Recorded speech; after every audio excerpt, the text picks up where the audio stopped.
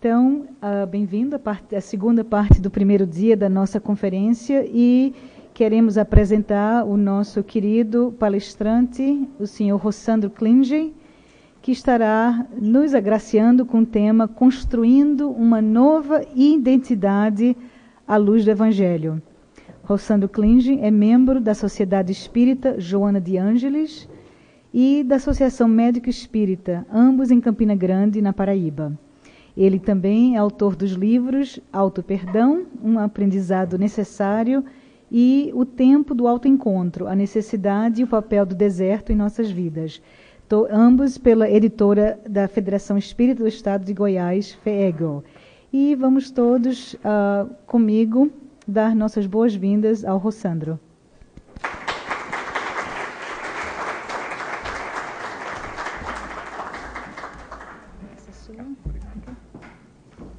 Boa tarde, gente. Bem, como o Décio já fez todo o trabalho hoje, agora eu vou só surfar no trabalho que o meu irmão fez. Primeiro, eu queria agradecer o convite, é uma alegria estar aqui com vocês. Pessoalmente, né? A gente termina conhecendo muita gente por telefone, por WhatsApp, por Facebook, mas é sempre uma alegria encontrar. Estar aqui com um irmão muito querido, que é Décio. Ainda bem que não botaram a gente no mesmo quarto, senão a gente não dorme conversando. Uma vez botaram a gente no mesmo quarto no hotel, a gente passou a noite conversando. E aos nossos ouvintes das rádios que estão transmitindo, são três, né? A Web Rádio Fraternidade, a Rádio de Atlanta e a outra é qual? Vivência Espírita, que todos que estão nos escutando pela internet, que consigam receber assim, aquilo que a gente está conseguindo sentir aqui uns com os outros, essa alegria fraterna de estarmos juntos. E aproveitar para, mais uma vez, como a gente gosta e costuma fazer, apelar para a nossa possibilidade de ajudar o projeto Fraternidade Sem Fronteiras. A contribuição tanto pode ser em real como em dólar. Existe já o site da Fraternidade Sem Fronteiras em inglês também. Você pode pagar pelo PayPal para contribuir, né, com essas crianças, e uma contribuição mensal, elas realmente ajudam uma criança daquela, né? Tem milhares de crianças na fila tentando entrar no programa. E a realidade do Brasil é que nós não estamos mais naquele nível que eles estão lá. Então, assim, a gente tem um conjunto de estruturas de serviços, de programas governamentais. Então, aquele nível de pobreza que tem na África não tem mais no Brasil. É muito raro ter, né, porque existe toda uma rede que foi montada nos últimos 20 anos de estrutura.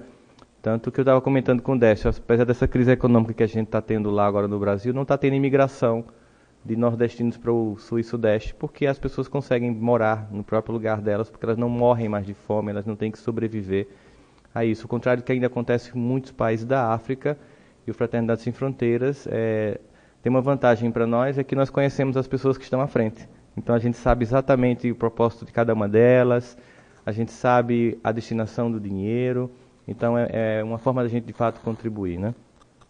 Falar sobre a construção de uma nova identidade. A primeira coisa que a gente tem que pensar é o seguinte, por que construir uma nova identidade? Seria a primeira pergunta. Você não está feliz com a sua identidade? Você acha que tem que mudar? Tem gente que acha que não, né? Eu sou assim, tem gente que tem complexo de Gabriela, eu nasci assim, você sempre assim, aprender assim, Gabriela. Tem gente que diz que pau que nasce torto, morre torto. Isso não serve nem para pau, porque se você tiver uma plantinha meia troncha, você bota um cabinho de vassoura, enrola ela vai mudando o percurso do crescimento dela. Então, a ideia de que a gente não tem possibilidade de mudança, ela é conveniente, porque é como se nós quiséssemos... A gente vê muito isso com o paciente de terapia. Ele quer chegar lá e que eu dê um diagnóstico. Lá tem mais de 700 transtornos catalogados no DSM-4, e ela quer um diagnóstico. Por que ela quer um diagnóstico? Porque ela quer se justificar. Não, se eu tenho tal transtorno, então não sou eu, né? Eu tenho isso aqui, o que é que eu posso fazer com isso aqui? E nós sabemos, como espíritas que somos, que nós não somos, nós estamos com algum transtorno. E eu nem dou o transtorno para o paciente, eles ficam muito irritados comigo, porque se eu der até o sintoma que ele não tem, ele desenvolve. Que é uma forma dele se sentir, assim, digamos assim, apaziguado com a consciência, porque a culpa não é dele, sim do transtorno que ele desenvolveu. Então, quando a gente pensa em construir uma nova identidade à luz do Evangelho, a gente pensaria primeiro, qual é o conceito de identidade que a gente vai trabalhar e como é que a gente cria? Vocês viram que eu movo as coisas, né? Apesar de não ser um X-Men, mas é porque eu vou... Qual o conceito de identidade que a gente teria? Vamos primeiro partir para um conceito de identidade bem clássico, que a gente conhece, sim, para depois a gente chegar para um conceito de identidade que vai além do clássico conceito que a gente tem. A identidade, do ponto de vista das ciências do comportamento humano, ela é formada por um conjunto de variáveis, né? Variáveis em pesquisa científica é apenas uma coisa que varia. O nome apenas quer dizer isso. O que é que pode variar para mudar o resultado final? Seria isso uma variável. Então nós temos as primeiras variáveis bem objetivas e claras, por exemplo, genética. Existe contribuição genética na nossa personalidade? Sim. Tem um componente genético significativo na nossa personalidade. Cultura. Existem componentes culturais que interferem na nossa personalidade? O que vocês acham? Por exemplo, morar aqui na Geórgia, ou morar na Flórida, ou morar na Califórnia, não vai interferir em algum conjunto de valores? Morar num país como os Estados Unidos ou no Brasil, ou ser ocidental ou oriental, ou ser cristão ou ser budista, não vai interferir na formatação do conjunto de valores que você possa ter como referência para a construção de sua identidade? Então, isso sim também contribui.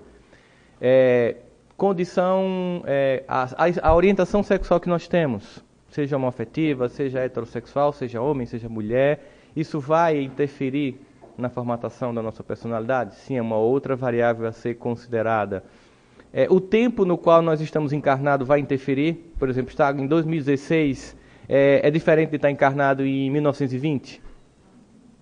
Não há diferenças? Então, o tempo histórico no qual eu me insiro também traz para mim um conjunto de variáveis que vai mudar a minha identidade. Também teria a ver com a família da qual eu faço parte. Quem é casado sabe o quanto isso é verdade, né, Décio? Décio falou muitas coisas assim, quando a gente vai em casamento, é a diferença de cultura de uma família para outra, que é uma das coisas que você tem que administrar no casamento. Né? Por exemplo, na família da minha esposa, as pessoas dizem o que elas pensam umas das outras e ninguém se magoa com isso. Na minha, não. Na minha, se eu disser, é uma mágoa eterna.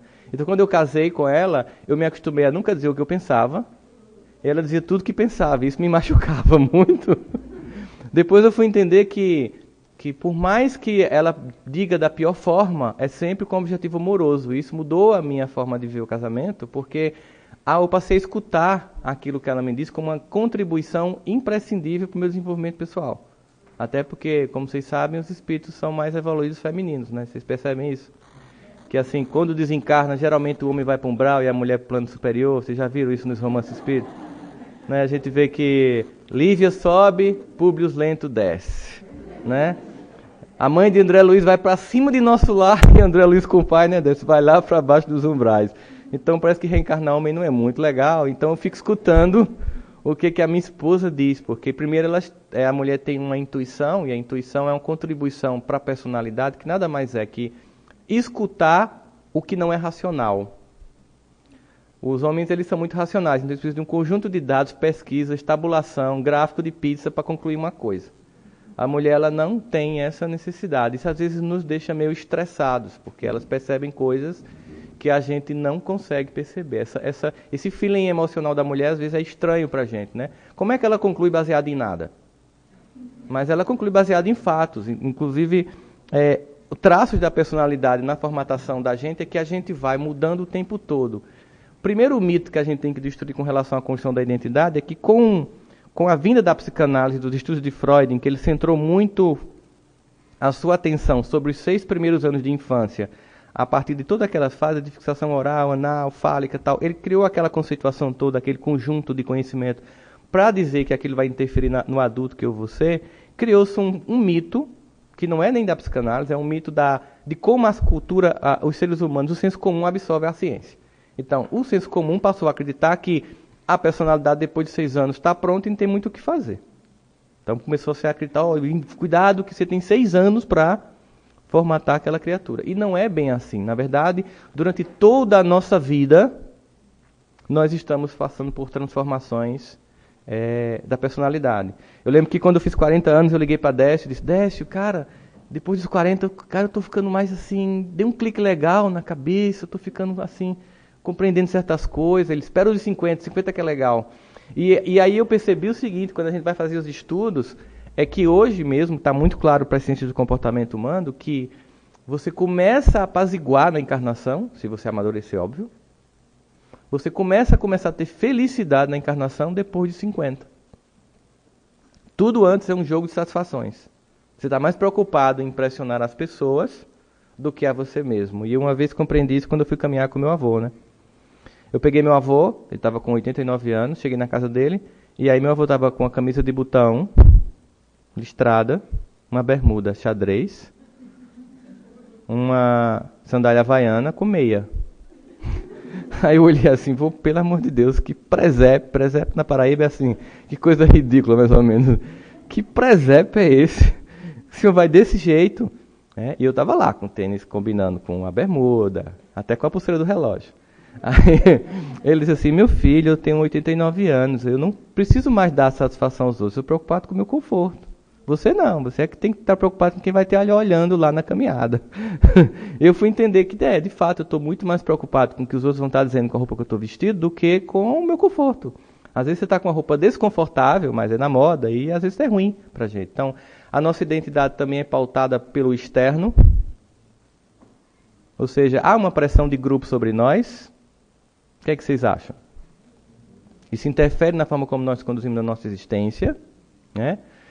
Então aí a gente tem, por exemplo, que levar em consideração que esse meio externo, sim, ele interfere no nosso comportamento e na nossa conduta. Isso é claro quando a gente começa a fazer as análises sobre certos períodos da história humana recente e sobre como nossa vivência coletiva interfere na nossa conduta. Então, chamou a atenção dos pesquisadores na área do comportamento humano depois de 1945, quando termina a Segunda Guerra Mundial. Porque quando terminou a Segunda Guerra Mundial, e aí houve um sentimento profundo de desencanto no mundo ocidental, porque a nossa, como Emmanuel bem define, pseudo-civilização, nos fez crer que depois da filosofia, né, e de Wagner na Alemanha, os compositores clássicos, a filosofia, de toda aquela construção do positivismo, de Descartes, Newton, tal, as pesquisas todas, Einstein, caramba, a gente já era, né, a própria capela. Então, de repente, vem a Segunda Guerra Mundial e nós somos arrojados para encontrar um vazio de valores muito profundos e nós, com toda a nossa civilização, nós matamos das formas mais vis e mesquinhas os seres humanos, criando justificativas completamente despropositais. E ao final da Segunda Guerra Mundial vem uma sensação terrível de vazio de identidade coletiva, porque nós mostramos a nossa sombra coletiva de uma forma como nunca na história da humanidade, porque nós tínhamos um poder de destruição maior do que as guerras anteriores, dado o fato que a gente matava muita gente com pouca coisa. Você bombardeava uma cidade e matava muita gente. No passado era uma espadinha para lá, uma espadinha para cá, então a sua capacidade de matar era menor do que hoje. Isso chocou profundamente as pessoas e saiu um desencantamento com a ideia de Deus, de religião, de sociedade, de civilidade. Houve um profundo desencantamento, que aí que surgiu, por exemplo, a filosofia existencialista de Jean-Paul Sartre, que terminou dizendo que o inferno são os outros. Eu não sei se ele era casado, mas a gente sabe que ele não era casado. Ele talvez vivesse essa experiência porque ele era apaixonado por Simone de Beauvoir, que gostava de um americano. Então ela ficou a vida inteira meio que ficando com ele, né? Acho que eles criaram a ideia de ficar. Foi Jean-Paul Sartre com Simone de Beauvoir, aquela história que nunca ia para frente. Mas a experiência pessoal dele de ter vivenciado a Segunda Guerra Mundial, a experiência pessoal dele afetiva no campo do relacionamento, talvez tenha impressionado a forma como ele construiu a sua teoria, mas não invalidou muitos dos aspectos de genialidade do que ele propôs. E uma das coisas que ele termina concluindo com a sua construção da filosofia existencialista, que é uma frase bem conhecida até, mas que ela meio que dá um norte sobre a perspectiva que ele lança, né, sobre nós, é que não se pergunte o que fizeram de você, mas se pergunte o que é que você vai fazer com o que fizeram de você. Porque existe um discurso do trauma. Com a psicanálise se criou o discurso do trauma. Assim, não, mas eu sou assim porque meu pai era ruim. É a terceirização da evolução, né? Eu sou assim porque a mãe era ruim, porque minha mãe não me abraçou. Eu sou assim porque meu pai era alcoólatra. Eu sou assim porque meu irmão me ignorava. Então as pessoas elas usam os eventos do passado para criar clichês psicológicos que inviabilizam a conduta no presente, detonando uma possibilidade de futuro. Então é basicamente isso que as pessoas fazem. Aí Chico Xavier, através do Emmanuel, vai dizer o seguinte, que nós nunca podemos voltar ao passado para fazer um novo começo. Está dada, é uma realidade que já está dada, mas nós podemos hoje iniciar um novo fim. Então existe a possibilidade de que, se eu não posso modificar o meu passado, eu posso mudar o meu comportamento presente e isso vai interferir no meu futuro. Ou seja, é aquilo que Décio concluiu com a palestra dele. É o melhor e o pior. Está na minha mão. Então, por isso que aqui a gente tem esse conjunto de pessoas, mas se a gente estivesse aqui pregando salvação, a perspectiva de salvação alo-salvacionista, que é a salvação que vem de fora do campo da teologia, é alo-salvação, a salvação que vem de fora. Jesus veio, morreu na cruz e ele salvou. Lhe cabe levantar a mão e pagar o dízimo. Vamos imaginar isso. Então lotava isso aqui, porque era simples, entendeu? A gente canta, a gente faz todo um ritual, há um comportamento exterior de não use tal roupa, não use tal música, né? E tudo está beleza, porque você está com um apaziguamento de personalidade, você pode continuar com comportamentos questionáveis. Então a primeira coisa que a gente começa a perceber é o seguinte: quando a gente pensa em construção de identidade a partir da perspectiva do Evangelho dentro do Espiritismo, é coerência com o que eu falo, com o que eu acredito, com o que eu faço. Aí é difícil para o espírita ter dissonância cognitiva, que é pregar uma coisa e fazer uma outra coisa diferente. Porque isso gera um desconforto muito grande na gente. A gente não tem essa condição mais de fazer isso. A gente até faz, mas faz com muito incômodo. Há um custo de não dormir, tomar Rivotril, essas coisas todas que espírito em processo de evolução tem. Porque a crise de consciência que vai mudar a minha identidade, ela só acontece quando eu estou adquirindo consciência. Então, se você de vez em quando tem que tomar melatonina para dormir, né? Você tem que tomar alguma coisa, você está às vezes irritado com você mesmo, parabéns, está evoluindo. Se você está satisfeito, meu Deus, um dia você vai acordar. Se você acha que está legal, assim, porque o nível de inconsciência é o que Joana vai chamar de consciência de sono. É uma quantidade enorme de irmãos nossos encarnados que vivem em função de instintos básicos: alimentação, sono e sexo. Vive em função disso. E claro, agora consumo, que seria um elemento que a cultura da industrialização nos proporcionou. Então a gente tem satisfação dos desejos primários, mais o consumo, que se tornou um novo desejo primário para muita gente. E a sua encarnação toda foi pautada nisso, na satisfação desses instintos. É como se você fosse um espírito eterno, perdesse essa consciência de espírito eterno e vivesse em função do avatar que você usa para encarnar. Então, há um desgaste porque aquilo não vai preencher. A identidade certamente não seria nesta ordem. Aqui eu vou começar somente questionando o conceito de identidade, para poder a gente chegar no que seria uma identidade à luz do Evangelho. Então vamos lá. Como é que eu tenho percepção sobre minha identidade?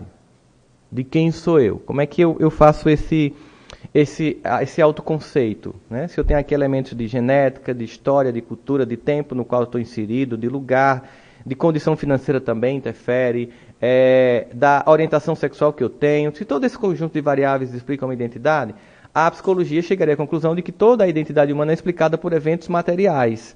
Mas as pesquisas mais recentes fazem com que todas essas variáveis que eu apontei até aqui agora, em estudos estatísticos muito afinados e refinados, chegaram à conclusão de que nós temos como explicar 49% da personalidade humana. 51% os pesquisadores chamam de variável não identificada, que os espíritas chamam de encarnação passada.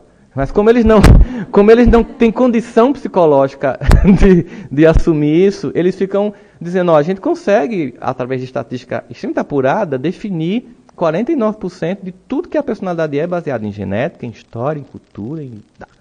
Mas 51% simplesmente não é explicado. Aí você vai, mas aí vamos pensar nos gêmeos univitelinos, que eles têm o mesmo código genético, e aí por que eles têm personalidade diferente? Mas é o seguinte, o João, ele adoeceu e ficou em casa, e o Pedro foi para a escola. Neste dia os pais brigaram na frente do João, e isso diferenciou a personalidade deles. Não, porque tem que ter uma explicação material para a personalidade. Então e os gêmeos chipófagos, que ficam colados um no outro, que se você separar eles morrem? Casos e casos de crianças que têm personalidades completamente diferentes. Eles estão sempre no mesmo lugar, na mesma hora, fazendo quase que a mesma coisa. Inclusive até no banheiro. Eles têm que ir juntos. E por que a personalidade é diferente? Porque certamente tem variações que têm a ver com experiências transatas. Então, nosso passado encarnatório, ele tem a ver com a formatação da personalidade presente? Tem. Quem tem filhos sabe muito bem disso. Décio tem 3, né? Então, cada um é de um jeito. É uma identidade muito única. Nós somos muito únicos. Bom, mas nós somos também, há uma interferência deste meio. Vamos agora só fazer uma retomada de alguns conceitos. Eu vou voltar para a questão da Segunda Guerra, sobre os estudos sobre comportamento, mas eu queria só fazer uma conceituação clássica de como eu vou tomar consciência de mim mesmo. Bem, vamos lá. Todo mundo aqui deve ter pago algum dia alguma disciplina de psicologia em algum curso. E tem o clássico modelo, que ainda ele é muito útil do ponto de vista didático, que Freud criou da divisão da consciência em 3 níveis. A consciência consciente, a consciência pré-consciente e a consciência inconsciente. Então, a consciência consciente é o que está dado agora. Por exemplo, eu estou aqui, né, na Geórgia fazendo uma palestra e vocês estão aqui, nós estamos todos juntos nessa sala. Acabamos de vir do almoço, algumas pessoas estão querendo pescar e eu sinto, fique à vontade, faz parte. São 14 minutos, se passar disso é sacanagem, né? De dar um soninho assim. Você disse que estava desdobrando, é desculpa de espírita quando dorme na palestra, estava em desdobramento assim na palestra. Então, essa consciência, ela dura de 5 a 7 segundos. Quando você diz assim, eu tenho consciência de quem eu sou, já foi. De 5 a 7 segundos de consciência. Então vamos lá. E a pré-consciência? Todo conhecimento acumulado, eu estou fazendo assim porque a sensação que eu dou é que o microfone está pequeno, aí eu estou empurrando o negócio. Daqui a pouco eu caio. Ele está indo junto comigo. Então, todo o conhecimento acumulado que eu tenho aí de informações que eu tenho da escola, todas as cores que eu já vi, todos os sons que eu já escutei, todas as vozes que eu decorei, todo esse conjunto de informações, eles estão na pré-consciência. Eles não estão na consciência. Eles só vêm para a consciência se eles forem evocados. Se eu evocar esses conhecimentos que estão aqui rápido na memória RAM, eles vêm imediatamente para a memória de tela do computador pessoal. Eu vou fazer um conjunto de perguntas e vocês vão responder mentalmente, ok? Então, o nome dos 2 candidatos à presidência aqui dos Estados Unidos. Não me pergunte quem vai ganhar, oremos. Oremos, né? As cores da bandeira americana, qual o seu sobrenome, o que você comeu agora no almoço, o que você tomou no café, onde você passou o Réveillon, o nome da sua mãe, o nome do seu pai, as cores que você mais gosta, o que você gosta de comer, quais são as cores da bandeira do Brasil para quem ainda lembra, que frase tem escrita nela, né? Como é o nome do atual presidente do Brasil, isso é difícil porque tem mudado rápido, né? Assim que é uma questão difícil. Qual foi a 4ª pergunta que eu fiz? Notou? Pronto, a consciência já foi, porque assim, na medida em que eu vou puxando o conteúdo da pré-consciência, para que o conteúdo novo venha, ele tem que esvaziar. Aquele conteúdo já não é mais importante, então eu deixo ele no pré-consciente e volto para cá. Então, às vezes a gente termina um curso, aí faz assim, meu Deus, eu não lembro nada do que eu estudei. O que foi que a professora passou no primeiro período de psicologia? Como é que eu vou atender um ser humano? Jesus, dá um desespero. Porque a gente pensa que vai estar tudo assim, numa tela mental, pá. Seria como você pegasse seu computador e abrisse um monte de programas ao mesmo tempo, o seu smartphone, todos os aplicativos ao mesmo tempo, começasse a navegar, assistir um vídeo no YouTube e falar com as pessoas. Trava. Não é assim que funciona? Então você tem que ir fechando para dar espaço a um outro, né? Mulher até consegue abrir mais de um aplicativo de uma vez. Homem, um de cada vez, né? A gente abre um aplicativo de cada vez. Então, essa identidade que ela é coletiva e que ela é também influenciada por processos interiores, ela tem aqui, eu tenho uma demanda externa sobre mim, tenho uma demanda interna sobre mim. Mas assim, entender consciente e pré-consciente é legal, é fácil. Mas aí que você pergunta coisas sobre o inconsciente, onde está 90% da atividade humana, já é mais complexo. Aí perguntas como a cor da bandeira do Brasil, os candidatos aqui, é fácil de serem respondidas, mas por que você se sabota? Por que você começa e não termina? Por que você se desrespeita? Por que você não se ama? Por que você vive relacionamentos terríveis com a justificativa que é karma? Por que você deixa pessoas ruins te machucarem quando você poderia evitar? Aí você sente que essa resposta não vem rápido, como as cores da bandeira, mas são as respostas que definem a vida que eu vou ter. Então, é nesse sentido que o Evangelho vai nos lançar luzes. Mas, ao mesmo tempo, antes de a gente chegar lá no Evangelho, vamos pensar assim, como esse coletivo influencia a minha conduta? Qual é o papel do Evangelho em relação a isso? Quando terminou a Segunda Guerra Mundial, Teve um pesquisador aqui da Universidade de Yale, chamado Stanley Milgram, um psicólogo, que ele ficou muito impactado como que Hitler e a propaganda nazista conseguiu convencer a mais culta nação do mundo, porque para você ser professor de ensino médio na Alemanha tem que ter doutorado. Como que eu consegui convencer as pessoas da nação mais culta do mundo a fazer o que eles fizeram? Como? Qual é o poder de interferência das pessoas sobre isso, né? Então, as coisas começaram a se fazer um conjunto de pesquisas.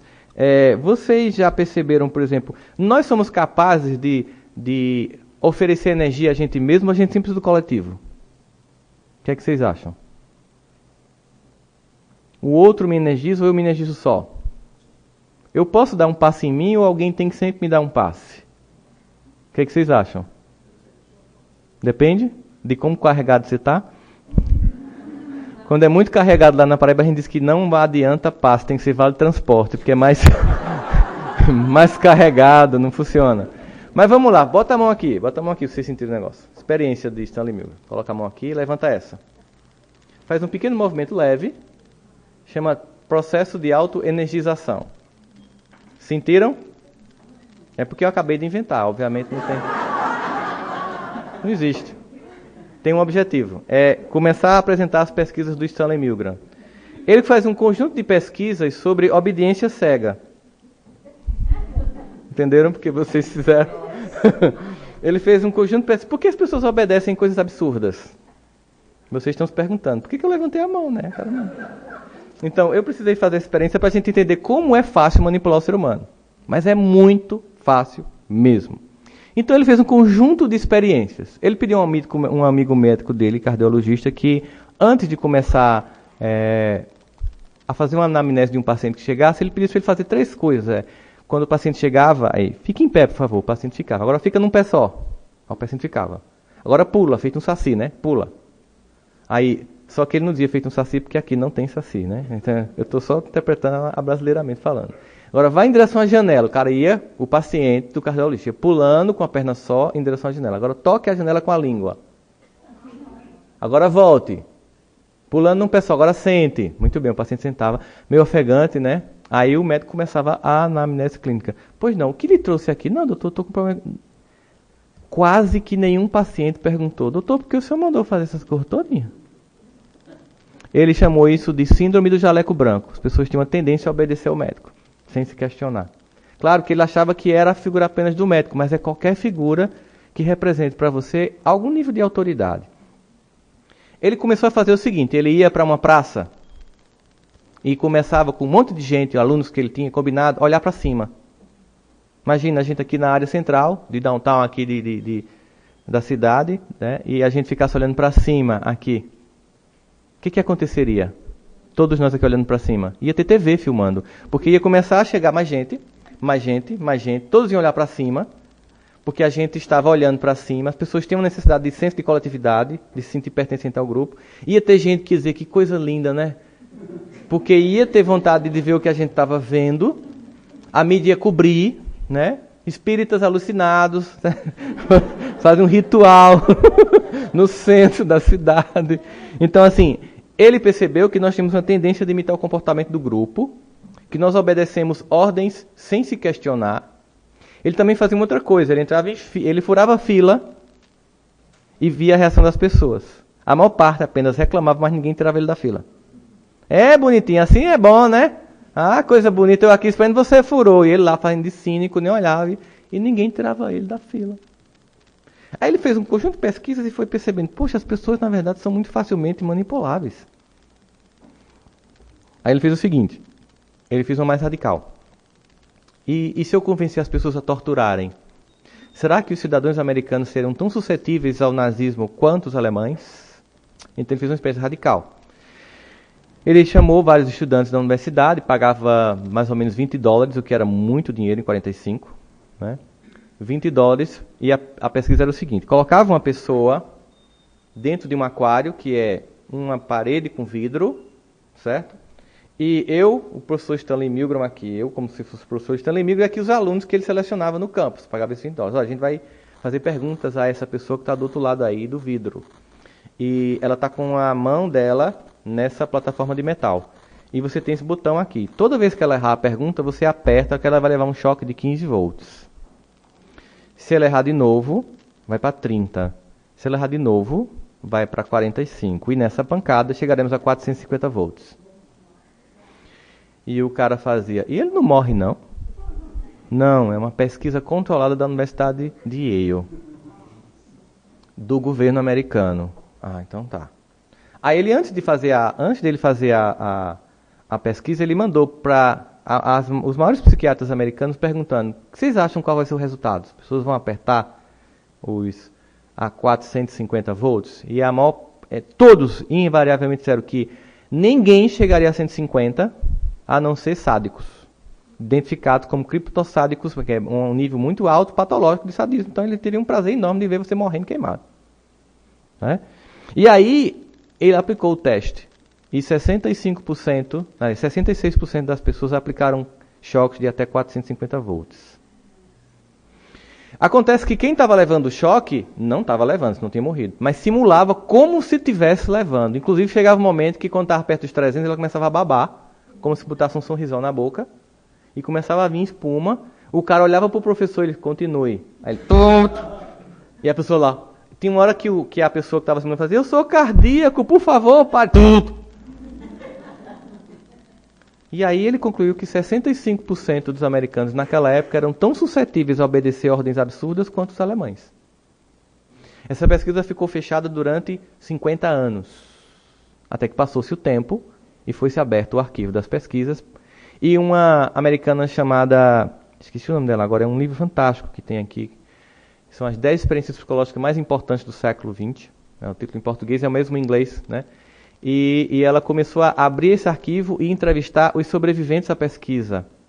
E é interessante, por exemplo, pessoas que você consideraria que obedeceriam completamente, tranquilamente, como militar, não deu choque. E pessoas extremamente religiosas, que você dizia, nessa jamais daria, deu choque. Então não tem uma ordem que explicasse quem dava e quem não dava, que não fosse valores. Então ela fez o seguinte, ela disse assim: a sociedade concluiu com a pesquisa a lamentável diagnóstico de como nós somos bárbaros. Se você centra a sua atenção sobre os 66% que deram choque, você esquece de perguntar o que fez com que 34% não dessem choques. Que tipo de características tinham essas pessoas que, apesar da ordem de mandar que se fizesse, elas não fizeram? Porque são essas personalidades que nos interessam para que a gente entenda que características elas têm, para que possamos replicar nas nossas vidas e criar uma sociedade, sim, aí então, civilizada. Então é esse foco, é sobre essas criaturas que a gente tem que pensar agora. Que características tinham ela? Agora vamos pegar essa imagem de entender o seguinte, veja a pesquisa. Nós obedecemos sem questionar, nós repetimos padrões de grupos. Uma outra pesquisa também feita na época ajudou ainda a entender mais isso. Se pegou 5 gorilas e se colocou numa jaula. Um deles estava há 15 dias sem comer. E os outros 4, igual ao pessoal de morador de rua de Santos que desce para oferecer a janta, já estava cheio, que não queria. Então, esse que estava faminto, imagina um gorila, um animal daquele porte, sem comer há 15 dias. Então tinha uma haste que descia uma banana. Quando essa banana descia, esse gorila subia e puxava. Quando ele puxava, os que estavam embaixo recebiam um choque e um jato de água gelado. Só que toda vez que chegava uma banana, que ele puxava, os outros de baixo levavam um choque e um jato de água gelado. E aí, como eles não são animais racionais, eles levam um tempo para condicionar o comportamento do gorila faminto ao choque e o jato d'água.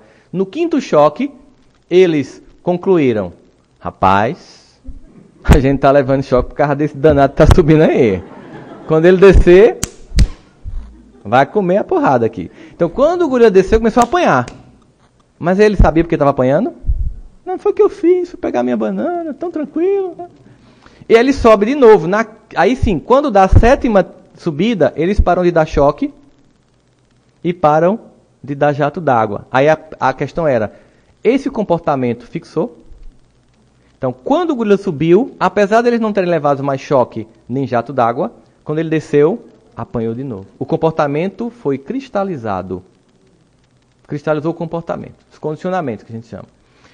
Quando foi na 10ª surra, o gorila disse, eu estou apanhando porque eu estou subindo. Disse aspas, né? Ele pensou, né? Calculou assim, eu estou apanhando porque eu estou subindo, condicionamento.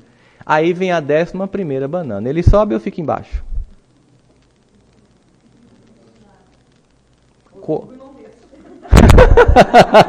Ele fica pendurado.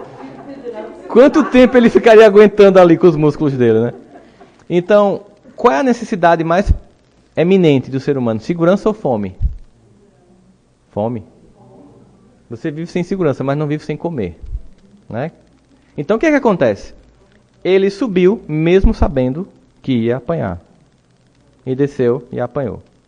Aí, na 15ª experiência, ele continuava apanhando, botaram um gorila que não tinha participado de nada, não tinha levado choque, não tinha passado por nenhum problema daquele. Foram lá e colocaram o gorila. Quando o gorila subiu, que desceu, que os 4 começaram a espancar ele, esse que acabou de chegar olhando a cena fez o quê? Bateu pra cima. Deve ser a regra do jogo, vamos lá. Vou me enturmar aqui assim. É a ideia de eu preciso ser pertencente a este grupo.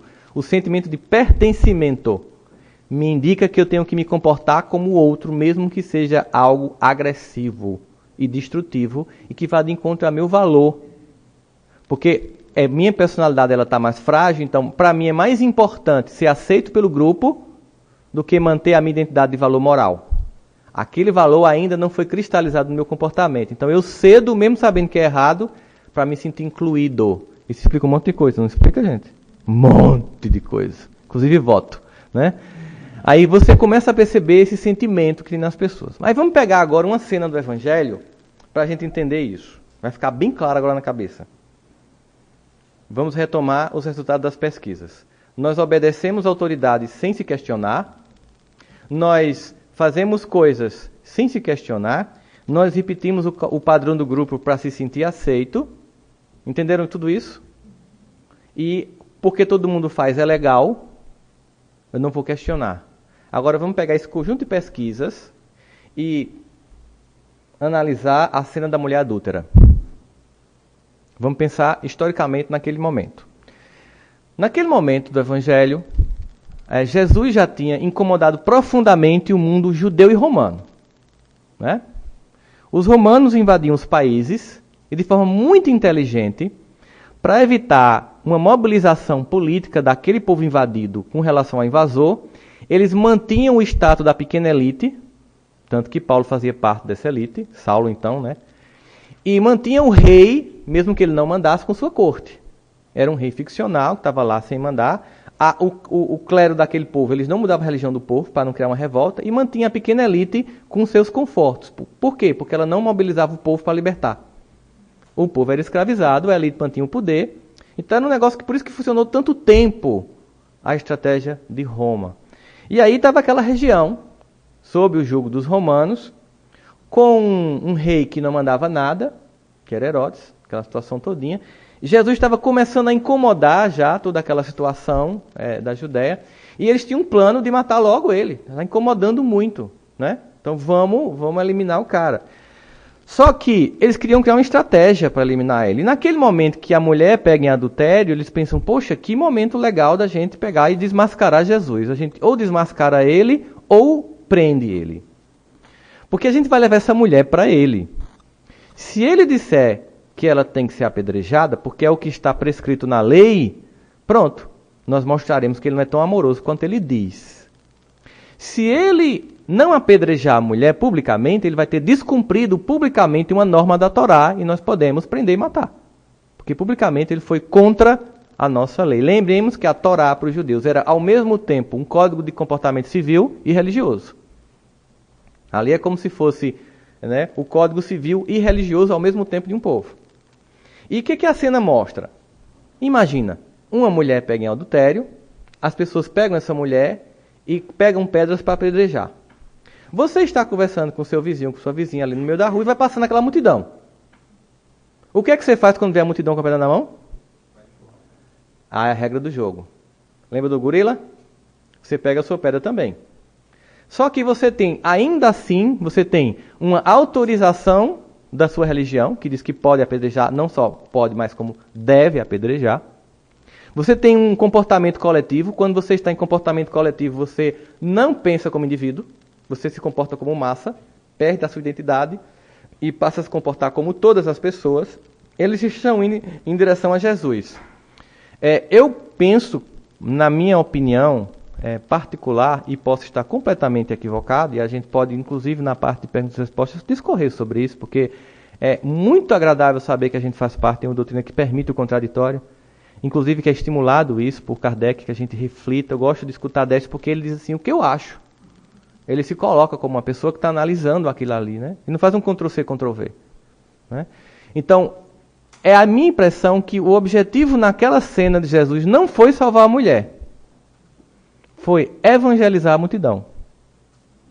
Porque quando a multidão vai chegando, ela vai chegando exatamente como os alemães estavam. Obedeça sem questionar, porque esta é a nossa lei. Repita como todo mundo está fazendo para você se sentir pertencente ao grupo. Ou seja, nível de consciência mínimo, repetição de comportamento coletivo total, obediência cega. Aquela cena, ela queria que chamar dele uma coisa absolutamente fantástica e extraordinária. Porque ele teria que fazer algo que salvasse a multidão e não a mulher. Porque para salvar a mulher era mais simples, ele podia fazer ela desaparecer, não podia? Ele controlava os elementais. Ele podia colocar aquela capa da invisibilidade de Harry Potter nela. Ele tinha capacidade de fazer isso. Ele poderia ter feito as pedras virarem terra. Ele poderia manipular nos átomos das pedras a ponto delas vibrarem a um ponto que ficasse como terra e esfarelasse na mão das pessoas. Podia fazer várias coisas que seriam consideradas milagres, que seriam a manipulação dos elementos da natureza para que ela fosse salva. Mas como a mão dele é muito grande, ele queria salvar ela também, mas sobretudo quem estava fazendo algo pior que ela, que era jogando pedra como se não tivesse defeito. Então, observa, ele não faz um milagre ali. E ao mesmo tempo ele tinha uma sinuca de bico. Se ele perdoasse, era preso e morto. Se ele não perdoasse, o discurso de amor seria desconstruído. O que a gente chama, se correr, o bicho pega, se ficar, o bicho come. Parece uma situação sem saída, que exigiria uma medida extraordinária, fosse qualquer ser humano, como nós, mas não para Jesus. Naquele momento, ele faz uma pergunta cujo impacto psicológico é bem mais claro de ser entendido depois que eu elenquei essas pesquisas e pedi para vocês fazerem o movimentozinho do braço, para provar que nós repetimos sem questionar, para provar que as pesquisas mostram que nós temos a tendência de um grupo ser muito forte sobre nós, e mesmo assim nós temos que construir uma nova identidade. Quando Jesus pergunta, tá bom, hashtag entendo vocês. Aquele que nunca tiver errado, pode atirar a primeira pedra. Veja que coisa interessante. Essa pergunta não foi feita para a multidão. Percebe isso? Essa pergunta foi feita para cada indivíduo dentro da multidão. Com essa pergunta, só ela, Jesus conseguiu dissolver toda essa construção de manipulação do coletivo. A pressão de grupo, porque todo mundo recuperou sua própria identidade, cada um que estava dentro fez, opa, a pergunta foi para mim.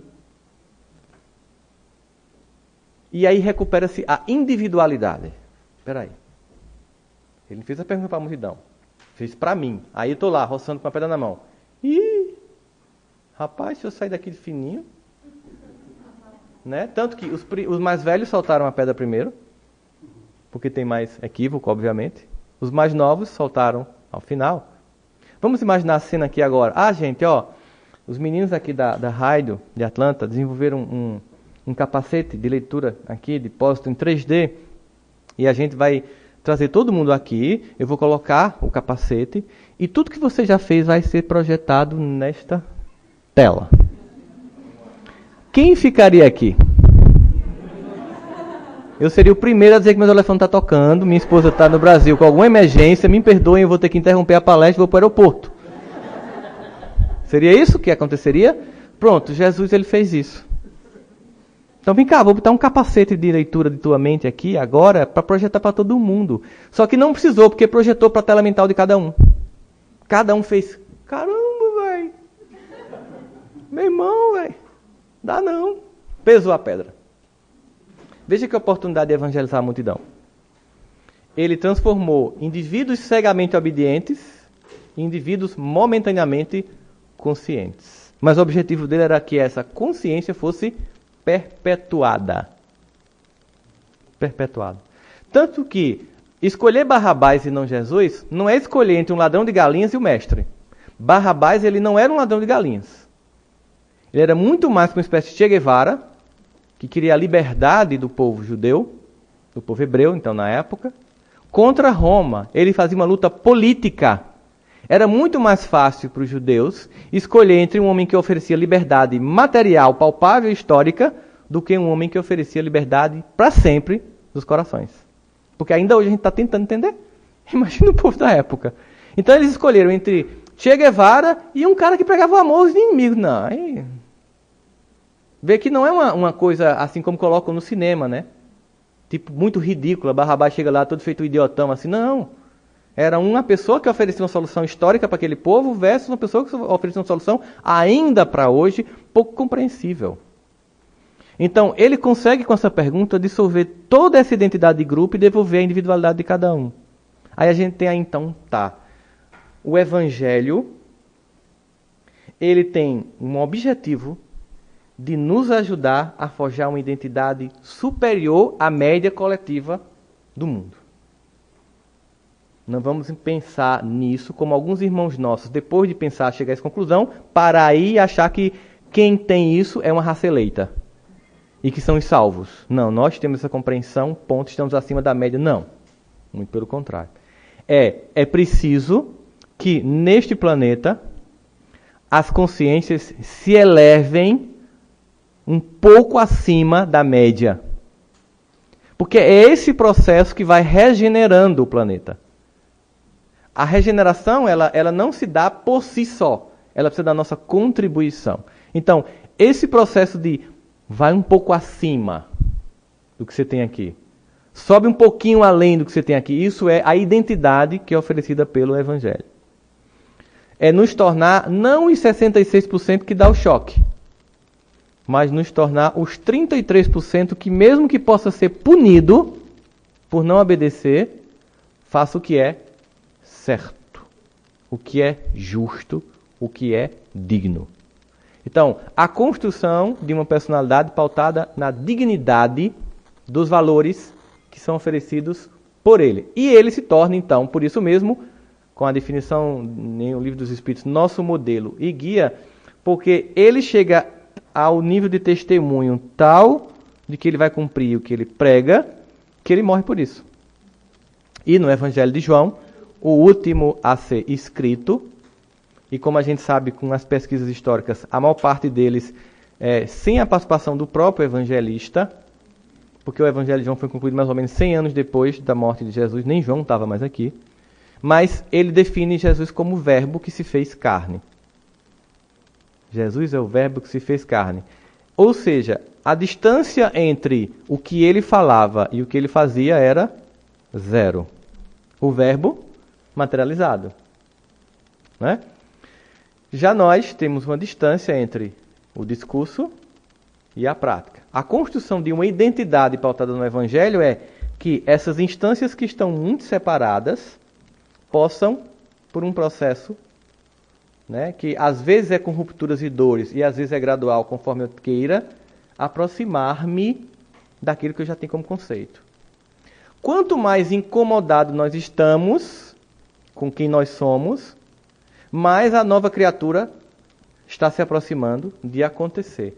Acontece que esse evento ele é, às vezes, desgastante. Porque quando a gente conclui, meu Deus, como eu sou inevoluído, isso é muito doloroso no primeiro momento. Doloroso se parar naquilo que Décio muito bem colocou, no padrão culpa. Chegar em casa e falar, que coisa ridícula, eu invejo. Eu sei que não é o caso do Movimento Espírita de Atlanta, mas no Brasil a gente tem esses problemas lá. Né? A gente ainda está nesse nível de evolução. Então, eu invejo, eu tenho raiva, eu quero que morra. Né? Eu estou fazendo estudo das obras de Joana de Ângeles, Autodescobrimento, e aí Tem grupo de estudo, eu acho que aqui não tem isso, mas no Brasil é muito comum, que tem uma pessoa que pergunta sempre. Ela quer fazer terapia no grupo, ela discorda de tudo, ela mais atrapalha do que ajuda, e a gente faz pressa para ela mudar de centro espírita. Aí você pensa assim, né? Que é comum, né? A gente tem uns amigos da gente que... Então você pensa assim, poxa, eu estou aqui eu estou no estudo de autodescobrimento. Né? E tudo que eu queria é que essa pessoa que está me fazendo tolerar ela vá-se embora. Então aqui, o exercício prático da primeira aula eu estou querendo que vá embora. Muda de centro, criatura. Né? Porque você quer que todo mundo concorde, que não haja ninguém que seja dissensão, que todo mundo pense do mesmo jeito. Não sei que ideia fantasiosa de religião ou de centro espírita que a gente tem. De que todo mundo tem que ser concordante um com o outro e harmônico. Assim, a gente não chegou nesse nível. Aliás, viver a experiência do contraditório ela é rica. Porque nós não aprendemos muito com quem pensa igual a nós. Nós aprendemos com quem discorda de nós. Porque nos instiga a pensar diferente. E quando você entende isso, o casamento fica maravilhoso. Porque você passa a não querer converter a personalidade da sua esposa, do seu esposo, ao seu modo de ser. Que é uma das coisas que mais acaba casamento. Que é a vontade de um ou do outro de querer que o outro seja como o outro quer. E incrível que quando a pessoa cede e se transforma no que o outro quer, o outro vai embora. E vem uma revolta terrível. Eu fiz tudo o que ele queria. Por isso ele saiu. Porque ele se apaixonou por você sendo A. E depois que você virasse B, então ele depois se desinteressou de você. Então suportar isso, do outro ser como ele é um treino para a minha identidade nova. A identidade de fraternidade. Fraternidade é, como diz o nome da ONG, sem fronteiras, sem cor, sem uma identidade que seja afim. Para mim, para poder eu me comportar também. Então, eu preciso entender que o objetivo do Evangelho é forjar uma identidade muito radicalmente diferente do que a gente costuma observar no mundo. O mundo vai oferecer alguns parâmetros para a formatação de identidade. É por isso que Fernando Pessoa tem um trecho poético que eu acho muito rico para traduzir o que seria identidade, mais do que trazer uma concepção psicológica, científica, acadêmica. Ele diz assim: eu sou algo entre aquilo que eu quis ser e o que quiseram fazer de mim. Entre os meus projetos interiores e a demanda que vem externa do meu pai, da minha mãe, seja isso, seja aquilo, seja astronauta, seja bombeiro, seja médico, sei o quê, eu tenho essa demanda exterior sobre mim, de família e de sociedade, mais as minhas demandas interiores. Então, essa pressão interna e externa vai meio que me forjando. Se eu sou um indivíduo preponderantemente tendencioso à obediência do exterior, eu sou bem despersonalizado, sou fragilizado e sou Maria vai com as outras. Ela muda de opinião rápido, ela é insegura, ela não tem uma identidade muito própria. Se eu for aquele indivíduo que vive somente em função das minhas demandas interiores, eu sou radical. O que eu penso é a verdade, eu não aceito questionamento e tem que ser do meu jeito. Há que ter um equilíbrio entre aquilo que a sociedade me preconiza como valor, e que eu vou fazer uma análise do que é e que não é, e aquilo que eu quero ser. Tá? E o Evangelho vai oferecer alguma coisa mais radical. Porque para o mundo é o seguinte: o que é uma pessoa bem-sucedida no mundo? É uma pessoa que, não importa como, chegou lá. E chegou lá aonde? Essa é a primeira pergunta. Chegou lá aonde? Qual é o parâmetro de... chegou em primeiro lugar na corrida do mundo? Se tornou um vencedor econômico. Basicamente, você resumiria a isso. Se você pensar assim, a pessoa que a sociedade vai cultuar como modelo é aquela pessoa que é bonita e rica, ou bem-sucedida do ponto de vista do mundo, é bem-sucedida materialmente. A pessoa que anda, sei lá, de Ferrari, que mora num apartamento de 20 milhões em frente ao Central Park, essa é uma pessoa vitoriosa aos olhos do mundo. Não obstante, há toda a angústia que esteja dentro do apartamento quando se fecha a porta e está só com ela mesma. Mas a fantasia de que aquela é uma vida vitoriosa alimenta a massa inteira que faz tudo para chegar lá e que se sente mais ou menos feliz conforme mais ou menos seja próximo disso que é vitória para o mundo. O Evangelho vai propor uma coisa diferente. Vai dizer, esses padrões que vocês estão vendo aqui, eles não são reais. Eles são ilusórios. Quando você pensa em apostar nisso, você pensa em investir a sua vida em função de um tempo passageiro da vida material. E não há uma condenação ao trabalho meritoso, à conquista meritória da sua profissão, e a remuneração que você recebe, não há uma condenação disso.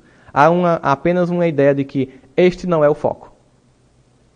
Este não é o propósito último da sua alma. Isso faz parte do momento que você estiver aí, faz parte que seu esforço, porque há uma necessidade, lhe dê uma retribuição. Mas se você focar aí, você se perde. Se você desfocar daí, você também se perde. Por que não funcionou o socialismo no mundo? O principal motivo, não tem meritocracia. Então, por exemplo, em Cuba um médico ganha uma coisa muito distante do que ganha um garoto de programa. Por que eu vou fazer neurocirurgia? Por que eu vou fazer engenharia nuclear para ganhar tipo $50 por mês? Você não vai se esforçar. Então, por um lado, o mérito, ele trabalha a favor da lei do progresso. Mas se eu penso que só isso me define, eu penso que isso é a finalidade da encarnação, e não é. Isso é uma das etapas, porque esta também ela obedece a uma finalidade última. A minha profissão, qualquer que seja ela e que remuneração eu tenha, ela obedece a um propósito. A servir na minha área com competência. Eu lembro de um amigo meu que ele com 16 anos lá em Campina Grande, o pai chegou para ele e fez... O pai dele é um industrial, já desencarnou o pai dele. E quando ele tinha 16 anos, nos anos 80, o pai fez: meu filho, eu vou lhe mandar para a Toyota, no Japão, para você aprender o método japonês de administração de empresas. Aí ele fez: pai, isso vai ser quanto? $45 mil na época. Aí ele fez: dá para comprar uma D20, que era um carrão que na época no Brasil era importante, como se fosse uma Gran Pajero hoje. Dá, pois eu prefiro a D20. Aí o pai disse: você prefere, mas eu não. Você vai para o Japão. Mas por que eu vou para o Japão? Você vai para o Japão e depois vai passar 2 anos nos Estados Unidos. Mas eu não quero, mas você vai. Mas por quê? Porque, olha, eu já sei que você é um homem bom, meu filho, porque eu sou responsável por ter transformado num homem bom. Mas se você for um homem bom, sem competência, você vai ser apenas uma pessoa boa. E vai ajudar muito pouca gente, porque você não vai ter habilidades para transformar essa bondade em ação. Se você for uma pessoa muito capaz, sem bondade, você vai ser um egocêntrico insuportável. Você vai viver com muito dinheiro, mas não vai ter nenhuma felicidade. Então, eu preciso agora que eu fugir a parte da bondade, eu preciso forjar a parte da competência, para que uma coisa amplie a potência da outra, reverberando uma na outra. A bondade com a inteligência com a bondade vai reverberando para a vida de todos. E isso foi desse jeito, gente. Até hoje ele é essa pessoa. Ele é um inventor. Ele agora inventou um negócio lá em Campina Grande que ele ganhou mais ou menos $40 milhões de uma patente. Uma solução para o resíduo de Havaiana. Porque a indústria estava sendo multada porque não reciclava o que sobrava das sandálias. E como a única fábrica do mundo de Havaiana é na minha cidade, Campina Grande, então havia uma demanda mundial de multas de carbono sobre a alpargatas. E ele criou uma solução. E aí o que acontece? Ele percebeu, naquele momento, que tinha que forjar as duas coisas. Então o mérito não é problema.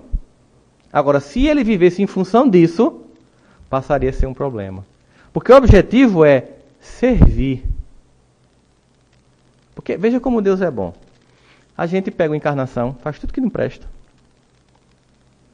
Como deu um exemplo do cardiologista. Imagina que foi um cara que matou muita gente, torturou. Aí Deus diz assim: você vai fazer, você vai estudar, vai se privar de muita coisa, vai passar anos e anos dentro de uma universidade, vai passar depois não sei quantos anos fazendo cirurgia geral, para depois cardiológica, para depois você desfazer o mal que você fez. Deus faz isso. Imagina, aí eu devo ter falado para desencaminhar um monte de gente, né? Aí eu viro psicólogo, professor e palestrante espírita. Então fala tudo de novo para fazer o contrário. Mas olha, você faz tudo isso, como no caso do Décio, como médico e eu como psicólogo, e no final do mês ainda ganha dinheiro. Veja como Deus é bom. Para desfazer o mal que a gente fez, a gente é remunerado. Isso é misericórdia infinita. E tem gente que reclama da profissão que tem, porque acha que só um lugar de servir. Então, eu preciso forjar minha identidade no servir. Essa é a função principal. Agora, a identidade dentro do panorama do Evangelho ela é diferente da identidade que o mundo oferece para a gente. Agora, não é uma contradição ao mérito, como muita gente acha. Porque há uma pregação no Espiritismo da pobreza, né? Assim, a humildade, para muita gente equivocadamente no movimento espírita, representaria que você não deve ter as coisas que você pode ter, porque é feio, porque você está se exibindo. E vai criando um discurso de farisaísmo, assim, você tem que fingir alguns elementos. Em toda religião se cria farisaísmos. Eu lembro que a primeira vez que eu entrei no Centro Espírita, eu achei assim, que povo evoluído. Todo mundo falava manso. Boa noite, seja bem-vindo, meu irmão. Aí me dava uma mensagem na porta, com um sorriso aberto, sabe, assim, caloroso, aparentemente sincero no primeiro momento, né? As pessoas falavam manso, né? Eu achava que todo mundo que estava dando palestra ou que estava sentado na mesa tinha mediunidade, estava vendo quem eu era. Geralmente eu ia embora, se alguém olhasse para mim que viu tudo, vamos embora, não volto mais para aqui. Até que quando você vai conviver, percebe que não é bem assim. Né? Tem um amigo meu, a voz é desse jeito. Aí, fulano, vem fazer a prece, ele. Amado Mestre Jesus. Aí eu abri o olho e incorporou. E é uma pombagira, porque essa voz aí... É porque se cria formatos no movimento espírita de reforma moral. Não, aí ó, sabe, você começa a criar jargões. Tem um amigo meu lá do Rio, chamado Marcelo, que ele diz assim, você sabe que o indivíduo é espírita porque ele não diz mais entretanto, mais, porém, todavia. Ele debalde os acontecimentos do momento. Leu Emmanuel. Aí começa a usar o jargão de Emmanuel, de Joana, de Ângeles, o ser integral, o discurso é lindo, bonito, um negócio assim comovente. Você diz, criatura transformada, Jesus. Mas a prática é pobre, porque se cria uma concepção de que a formação da identidade do espírita, a nova identidade, tem a ver com, como o Décio muito falou bem aqui da sopa, das tarefas sociais. Aí então o indivíduo ele dirige o DIS, Departamento de Infância e Juventude, o Departamento de Assistência Social, o DAS, ou então ele dirige o Departamento de Reuniões Doutrinárias. Aí a pessoa acha que o cargo dá ela evolução. Tem uma sensação psicológica de que a coisa acontece por ali, né? Então, para a formatação da nossa identidade cristã, a gente agora dá um intervalo para vocês refletirem sobre o que a gente falou até agora. Para que a gente volte no próximo momento, para a gente começar a entender qual é a proposta de Jesus na construção da nossa nova identidade.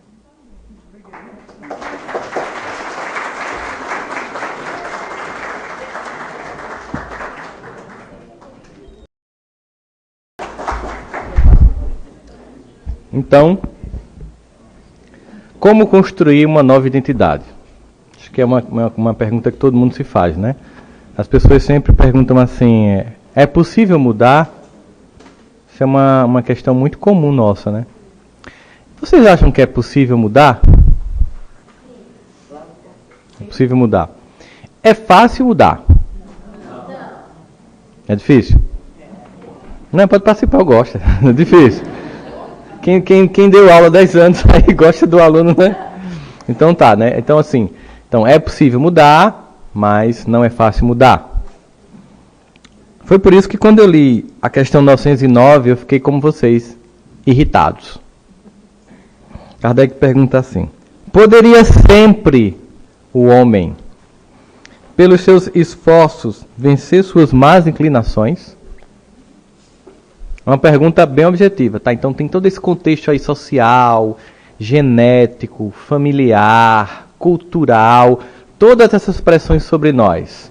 Mas poderíamos nós, através de nossos esforços, sempre combater as más inclinações?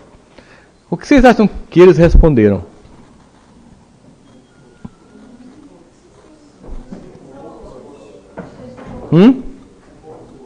Pois é, eu fiquei irritado com a resposta. Sim, frequentemente fazendo esforços insignificantes. Aí eu vi se esse espírito nunca encarnou. Esse aqui nunca teve na Terra. Que espírito cara de pau de dizer um negócio desse. Cínico, né? Sim, e com esforços insignificantes. Cara, e eles dizem assim, o problema é que poucos de vós fazem esses esforços. Olha que interessante, assim. Poxa vida, fazendo esforço insignificante, eu acho que esse espírito não está entendendo bem. Só que eu acho que Kardec também fica bem incomodado com isso. Porque Kardec vai fazer o seguinte. Ele vai ver nessa história todinha aqui, bom. Então tá, então esforço insignificante. O espírito pode mudar fazendo esforços insignificantes. Como Kardec era homem de ciência, e o cientista ele tem uma tendência à praticidade. Você observa muito isso em engenheiro. O engenheiro ele é muito objetivo, tem uma tendência à objetividade. Então Kardec fez o seguinte, então se é simples, e se faz esforços insignificantes para mudar, aí Kardec, 10 perguntas depois da 909, faz a 919, a clássica, né? Qual é o meio prático mais eficaz? Você está dizendo que é simples? Então, por favor, me dê um meio prático e eficaz em que o homem possa resistir à atração do mal. Viver melhor nesta vida e resistir à atração do mal. Agora, eu quero o meio prático e eficaz. É um cientista. Vocês estão dizendo que é sim, que o homem pode se transformar e fazendo esforços significantes, então me dê um meio prático e eficaz. É quando vem aquela clássica resposta de Santo Agostinho. Um sábio da antiguidade vô-lo disse: conhece-te a ti mesmo. Eu acho que Kardec fez assim, sabe? Dessa vez. Respirou. Se não é Santo Agostinho que está falando, eu vou... Aí ele fez o seguinte. Depois que ele respirou. Conhecemos toda a sabedoria desta máxima. Porém, na dificuldade está precisamente em cada um conhecer-se a si mesmo. Qual o meio de consegui-lo? Tipo assim, é bonita a frase, dá para botar num para-choque de caminhão, postar no Facebook e no Instagram, hashtag conhece a ti mesmo. Agora, como danado é que eu vou me conhecer a mim mesmo, né? Aí ele dá uma receita mesmo. Ele não se furta a responder. Ele começa a dizer assim, quando eu estava aí, encarnado, eu fazia um checklist diário. Nós fazemos checklist no Réveillon. A gente passa 365 dias se equivocando. E no final do ano, no dia 31, a gente faz um checklistzinho do ano. Qual é a probabilidade de dar certo? 0. Primeiro, nós fazemos promessas mirabolantes. Vou deixar de beber, vou deixar de fumar, vou deixar de trair, vou deixar de invejar, vou deixar de falar dos outros. Para quem tem esses defeitos. Não são o caso de vocês, obviamente. Então, aí você quer... Não, o ano que vem, zera isso aqui. É impossível que assim se processe o planejamento. Porque ele vai dizer, diariamente, você antes de dormir faz um checklist. Poxa, hoje eu fui pouco rude com fulano, eu acho que eu não fui tão solícito com cicrano, eu poderia ter me doado mais em tal situação. Essa análise diária, ela é um esforço insignificante. Ela não é um esforço hercúleo, ela é insignificante porque diariamente você faz uma análise sobre sua vida. Então isso não exige nenhuma... O que a gente percebe aqui é que os espíritos não estão nos solicitando uma candidatura a santo. É por isso que muita gente transforma a reforma íntima em martírio íntimo. Porque fica querendo se tornar um espírito de luz assim, numa vida. Começa a exigir de si algo absurdo. E às vezes você está numa palestra, a pessoa faz, veja como o Chico Xavier fazia nessa situação. Que massa. Parabéns para Chico, mas eu não estou lá nesse nível. Se você ficar se comparando com o Chico Xavier, com o Divaldo Franco, né, vai desenvolvendo um sentimento de impotência, de incapacidade muito profunda. A formação da identidade, ela se dá por um elemento fundamental. Toda vez que eu me comparo com alguém, sempre, invariavelmente, eu sofro. Sempre. Se tem uma coisa que faz os seres humanos sofrerem absurdamente, é se comparar com as demais criaturas. Porque a gente, infantilmente, só se compara com quem a gente supõe estar melhor que nós mesmos. Nós nos comparamos às pessoas que são, ao nosso ver, mais inteligentes, mais bonitas, mais ricas, mais boas, inclusive. E a gente tem uma tendência de, por causa disso, se sentir mal. E isso é uma estratégia de, digamos assim, de paralisia do trabalho muito profunda, porque quando você se compara, você se empobrece. A comparação ela termina gerando na personalidade uma paralisia pelo medo. Porque você fala assim, poxa, eu não estou nesse nível, então eu não vou fazer nada. Porque para fazer tem que estar assim, não é. Como o paciente chega no consultório e diz assim, eu tenho medo de falar em público, eu tenho medo de subir em prédio, eu tenho medo de andar de avião, eu tenho medo... E eles imaginam que eles vão ser curados do medo para fazer essas coisas. Não, eles só fazendo essas coisas que você é curado do medo. Eu tenho medo de me relacionar, então faço terapia e curo e vou me relacionar? Não. Eu vou me relacionar, a aprender a quebrar a cara, como todo mundo, a suportar isso, a não generalizar esse prejuízo refletivo, achar que toda mulher ou todo homem que me traiu e que foi mal comigo vai ser igual a todo mundo, suportar esse processo, crescer com ele, aumentar meu nível de seleção, porque eu estou aprendendo por experiência de ensaio e erro, para me relacionar melhor com as próximas pessoas. Toda vez que por um momento de uma pessoa, de uma situação que é ruim, eu generalizo e não me experimento mais, eu empobreço a minha capacidade. E fico fugindo. O medo é paralisante. Então, se tem uma coisa que é importante na formatação de uma nova identidade, é coragem. Quando o Décio disse que são mais de 800 quedas, né, Décio? Que uma criança sofre ao longo do processo de aprendizagem. Você imagina se a criança ficasse se sentindo inferior porque ao tentar andar, cai. Se ela se sentisse inferior porque ao tentar ler, gagueja. Quando eles fizeram pesquisa sobre a biografia de grandes nomes da história humana na área da fé, da cultura, da religião, da arte, da ciência, eles chegaram à conclusão de que um ser humano comum, de cada 10 coisas que faz, erra 5. Ou seja, de cada 2 coisas que eu vou fazer, uma dá totalmente errado. E um ser humano incomum, ou seja, que se destaca, de cada 10 coisas que faz, 8 dá errada. Eu achava que seria o contrário. Eu achava que um ser humano incomum errava 2 vezes de cada 10 e um ser humano comum 5 de cada 10. Não, a diferença é que um ser humano incomum erra 8 vezes em cada 10 tentativas. E o que diferencia então? Ele não se culpa porque erra. Ele entende como faz parte do processo de aprendizagem.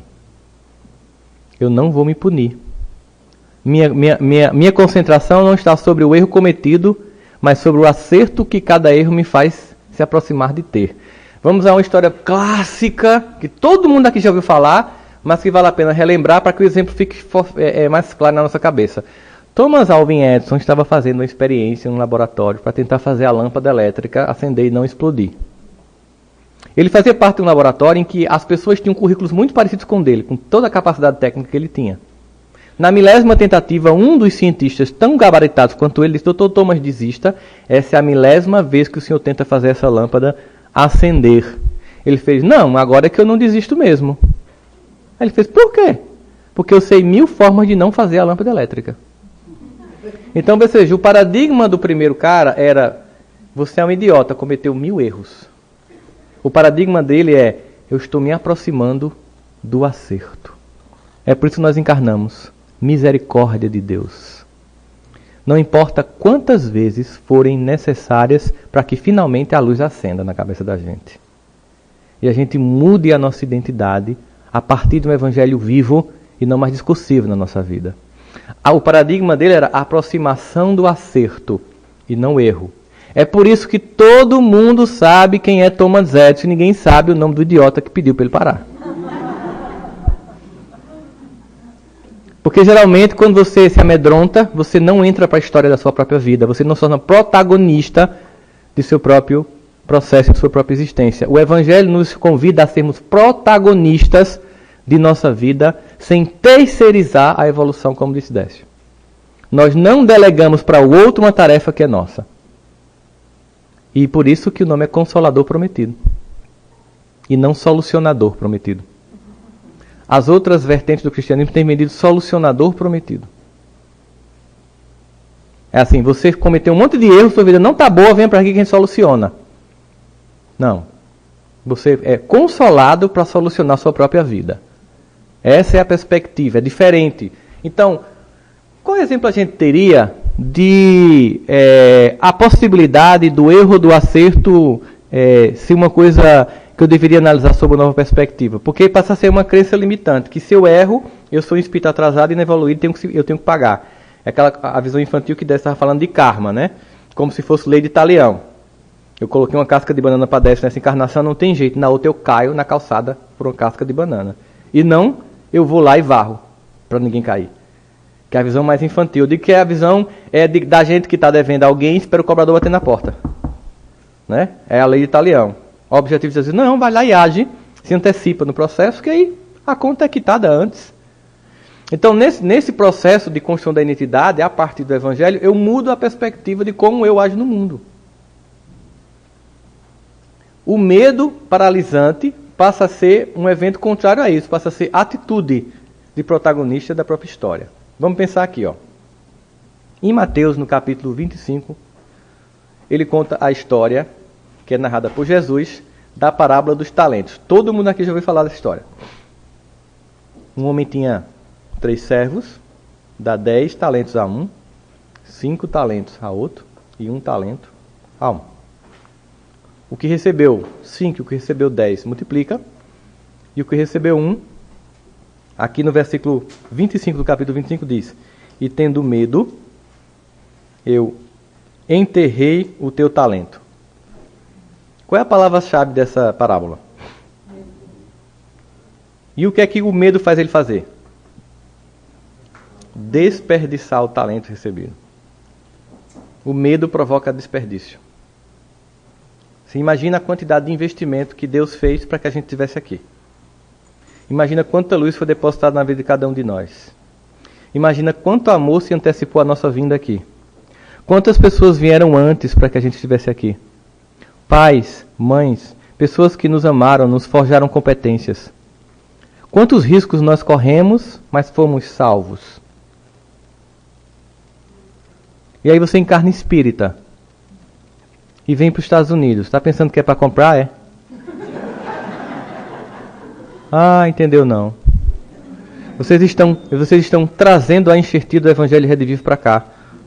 A responsabilidade de vocês é maior do que a minha de 10 lá no Brasil, ó. Vocês estão trazendo o Evangelho Redivivo para a nação que impacta a cultura do mundo inteiro com o American Way of Life. Que ainda é um modelo que tem muitas virtudes, inquestionavelmente, e essas virtudes os atraíram para cá, mas que também tem, como qualquer cultura, suas deficiências. E trazer o Evangelho é para que você possa aprimorar um modo de vida que não seja apenas um modo de vida de uma classe média, num bairro, numa casa legal, num carro do ano. Não. É que também sejam pessoas que entendam que um modo de vida feliz é um modo de servir no Evangelho. E que tudo isso seja mera consequência de um trabalho digno que o seu esforço provocou, mas que não é o seu alvo único. Então, quando a gente entende, tendo medo, eu escondi. Por que ele escondeu? Por que desperdiçou? Porque ele se comparou com o que tinha 10 e com o que tinha 5. Ele podia ter dito, também vamos combinar, né? Você foi injusto comigo. Pensa bem. Você deu 10 a João. Deu 5 a Mateus. E 1 a mim. Isso é injusto. Quanta gente não serve a Deus porque se compara com os outros? Veja quantas pessoas estão paralisadas pelo sentimento infantil da comparação. Minha identidade não é minha. A minha identidade é a comparação com a identidade do outro. Ele podia dizer assim, mas pensa comigo, olha só que injusto. Você deu 10 a João, se ele investir tipo 2 na Nasdaq e perder, ele fica com 8. E se Mateus perder 1 dos 5, ele fica com 4. E eu só tenho 1, cara. Você acha que eu vou botar na Bolsa de Valores? E se as ações cair? E se eu tiver botado na Petrobras? Não pode acontecer. Eu perco tudo. Eu vou perder pelo pé, velho. Vou fazer o quê? Então seria assim: Deus me puniu por eu tentar. Muito pelo contrário. O que acontece aqui é o contrário. Ele é chamado de infiel porque ele desperdiça. Porque não importa para Deus que talento você tem. É o movimento que você faz com ele. O movimento é a minha nova identidade no Evangelho. Eu tenho que me mover, não importa a posição que eu estou. Deus não vê as hierarquias do mundo. Eu sou professor da Universidade de Harvard. Eu sou presidente da Alemanha. Primeira-ministra, Angela Merkel, né? Sou Angela Merkel. Não é o lugar, não é quem eu estou sendo, é como eu estou sendo aquilo. Porque dignidade eu posso ter em qualquer tarefa que eu faça. Porque servir a um ser humano não lhe torna servil. Nós estávamos almoçando e alguém serviu a nossa mesa. E o trabalho dessa pessoa tornou nossa vida hoje, na hora do almoço, mais agradável e mais ágil. Essa pessoa não foi servil a nenhuma de nós. ela nos serviu, como nós servimos uns aos outros. Não importa onde eu esteja, eu tenho que dar o meu melhor, com dignidade. Então a questão é, mas então, e se ele tivesse perdido o talento, qual seria a postura de Deus? Que aí fica uma pergunta para a gente, né? E se ele tivesse perdido o talento dele? Um talento, o que aconteceria? Bom, tem uma outra parábola que quando você junta com essa, você percebe que elas reforçam o conceito e enriquecem-se. Antes de falar dessa parábola, porque ela tem componentes muito bonitos, porque Jesus faz uma intertextualidade com o Antigo Testamento, porque ele está sempre citando os profetas. Os 16 profetas que fizeram aquele povo suportar prisão, destruição, escravidão por milênios, com a promessa de que um dia tudo aquilo valeria apenas porque Deus enviaria o Messias. Então, ele se coloca como exatamente esse ser que nós esperamos e que valeu a pena. Aí ele vai contar algumas histórias, entre elas a parábola do filho pródigo. Mas a gente consegue entender melhor ela quando a gente entende alguns questionamentos de Davi sobre a natureza de Deus.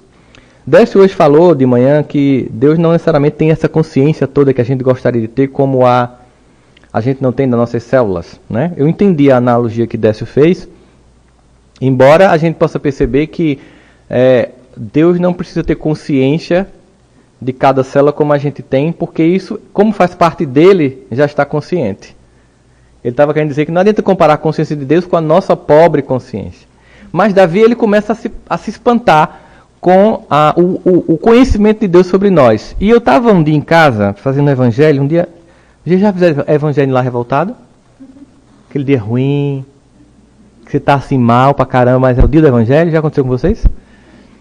Esses dias eu tento esquecer que tem evangelho, para ver se eles se enganam, que eu esqueci e não vão lá em casa. Mas eu coloquei um despertador no meu celular, então ele toca 1 hora antes do evangelho, toda segunda-feira. Meu evangelho é 10h30 da noite, porque é o único horário que ninguém me interrompe, na segunda-feira, 10h30 da noite. E aí, ele tocou 9h30. Eu disse, tem evangelho. Caramba, tem evangelho. Tem que fazer. Eu estava lá naquele dia que eu tinha... assim, será que Deus me escuta? Eu aqui, com todo esse negócio de Estado Islâmico e tal, será que ele tem tempo de me escutar, né? Na minha demanda pessoal, assim, né? Aí, quando terminou o evangelho, eu queria uma coisa diferente. Eu vou comer pizza hoje, eu não vou jantar o que tem aqui em casa, não, comer a pizza hoje. E tem uma franquia específica de pizza que eu gosto. Aí eu peguei o smartphone. Vocês sabem que todo tablet, smartphone e computador tem um endereço chamado endereço IP. Sabem disso, né? O endereço IP é como se fosse uma identidade. A identidade do computador, do smartphone ou do tablet. Quando você acessa a internet, a rede do computador, pelo endereço IP que você registrou sua máquina na primeira vez que usou, sabe quem você é. E por GPS, onde você está. Então, quando eu botei pizzaria tal, ele colocou as opções daquela pizzaria na minha cidade, colocou a mais próxima de mim e o Google perguntou, quer ligar para lá? Aí eu fiz, poxa, que coisa maravilhosa, se o Google sabe onde eu estou, é claro que Deus sabe onde eu estou. É óbvio. Poxa vida. Não é exatamente, ou seja, eu tenho um endereço IP para Deus. Meu código genético, por exemplo, é um endereço IP. Eu tenho um único código genético. Cada um de nós tem um único código genético. Me deu alegria quando eu pedi a pizza assim, poxa, Deus sabe quem eu sou. Porque o Google é muito menor do que Deus e sabe onde eu estou em Campina Grande, morando a tantos quarteirões da pizzaria tal. Então, né, que coisa maravilhosa. Mas Davi tinha percebido antes de mim isso sem usar o Google. Foi Davi percebeu isso aí. Agora eu entendi o Salmo 139. Porque Davi, imagina, Davi compôs dos 150 salmos que a gente tem, 105. Ele foi o maior compositor porque são músicas os salmos. Músicas que eram cantadas no templo. E aí, ele um dia deve ter tido uma crise como essa minha, não tinha Google, mas sem esse Google ele conseguiu chegar à conclusão, Senhor, eu sei que tu me sondas. Eu sei que me conheces. Quer esteja em pé, quer eu esteja deitado. E mesmo que falte em mim palavra, conheces o meu pensamento. E tal ciência é tão preciosa que eu não alcanço de tão alta. E quando eu estou em cima, na glória, nos píncaros, tu me amas. E quando minha alma está no abismo, ainda assim, tu me amas, incondicionalmente, como disse Décio. Me ama. Quer eu esteja na alta sintonia Wi-Fi com Deus, ou descendo os umbrais para baixo. Um amor que não abandona, porque não é amor se, é um amor apesar de. Nossas personalidades infantis amam as pessoas se. Você veja que, encontrei a pessoa da minha vida, gosta das mesmas músicas que eu gosto, a gente assiste as mesmas séries Netflix, vota no mesmo candidato ou candidata, né? Então veja, que tédio, porque não tem nada de novo nesse casamento. Cada um fazendo a mesma coisa do outro. Amor se Deus é apesar de você ser assim, ama você, pronto, acabou-se. E aí ele pensa sobre isso, né? Quer dizer que mesmo que faltem em mim palavras, conheces o meu pensamento. É muito bonita a forma poética como ele percebe o entendimento de Deus que ele não compreende, como a gente também não vai compreender. E aí, Jesus vai contar a história do filho pródigo. Quem é o filho pródigo? É alguém que pega todos os talentos que não merecia, porque ele pediu uma herança de um pai vivo. Lembremos disso. Então ele não tinha merecimento daquela herança. Mas o pai é misericordioso. Como diz o profeta Isaías, é abundante sua misericórdia. Ele simplesmente dá metade da herança, ou seja, muito mais que 10 talentos. Aquele jovem sai num cavalo, belíssimo, não é?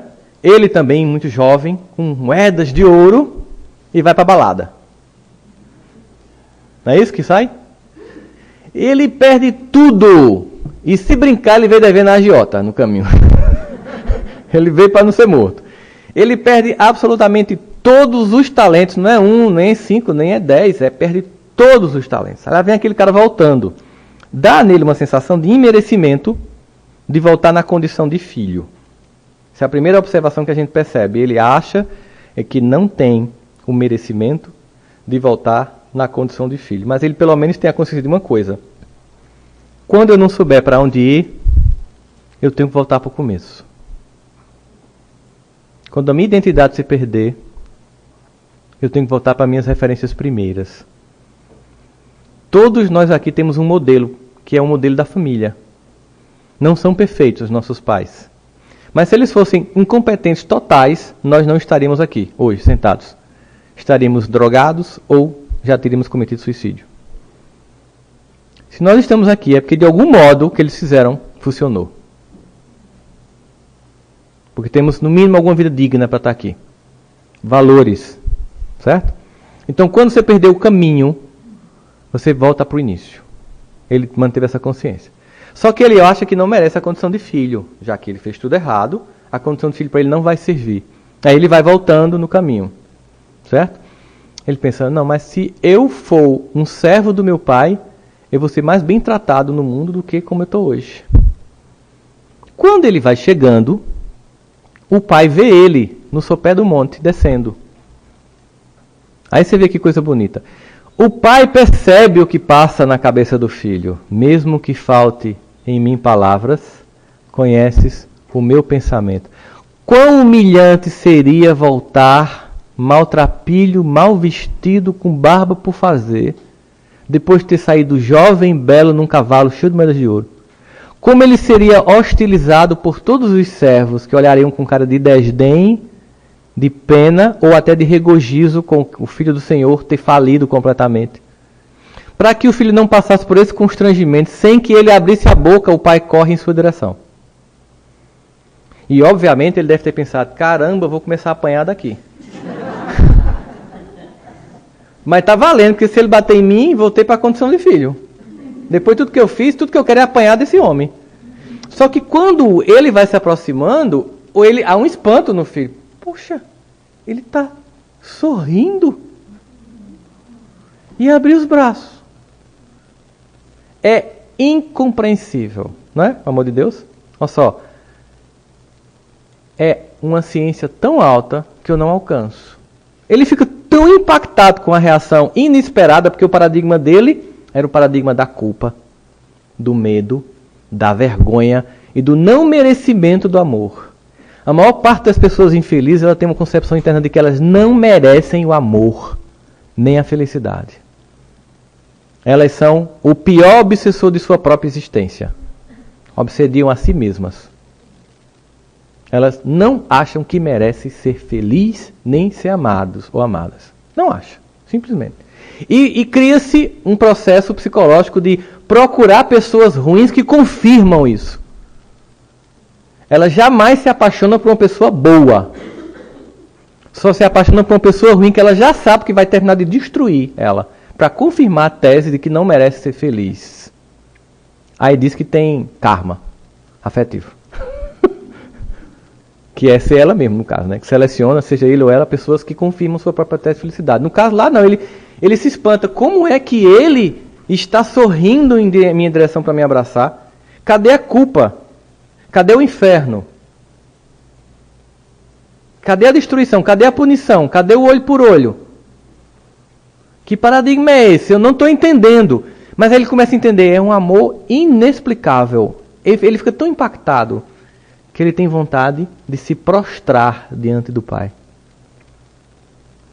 Em forma de reconhecimento. Mais uma vez o Pai, percebendo essa intenção, ele corre mais rápido e beija o pescoço dele para que ele não se ajoelhe. Porque Deus não quer nossa humilhação. Como alguns irmãos nossos do campo da fé cristã pensam que sim. Ele quer nossa altivez. Se bateres na tua face direita, oferece a face esquerda. Parece assim, a coisa do idiota, né? Não. É que escravos apanhavam assim, ó, gente. Com os anéis e esses ossos do Senhor. E o filho apanhava assim.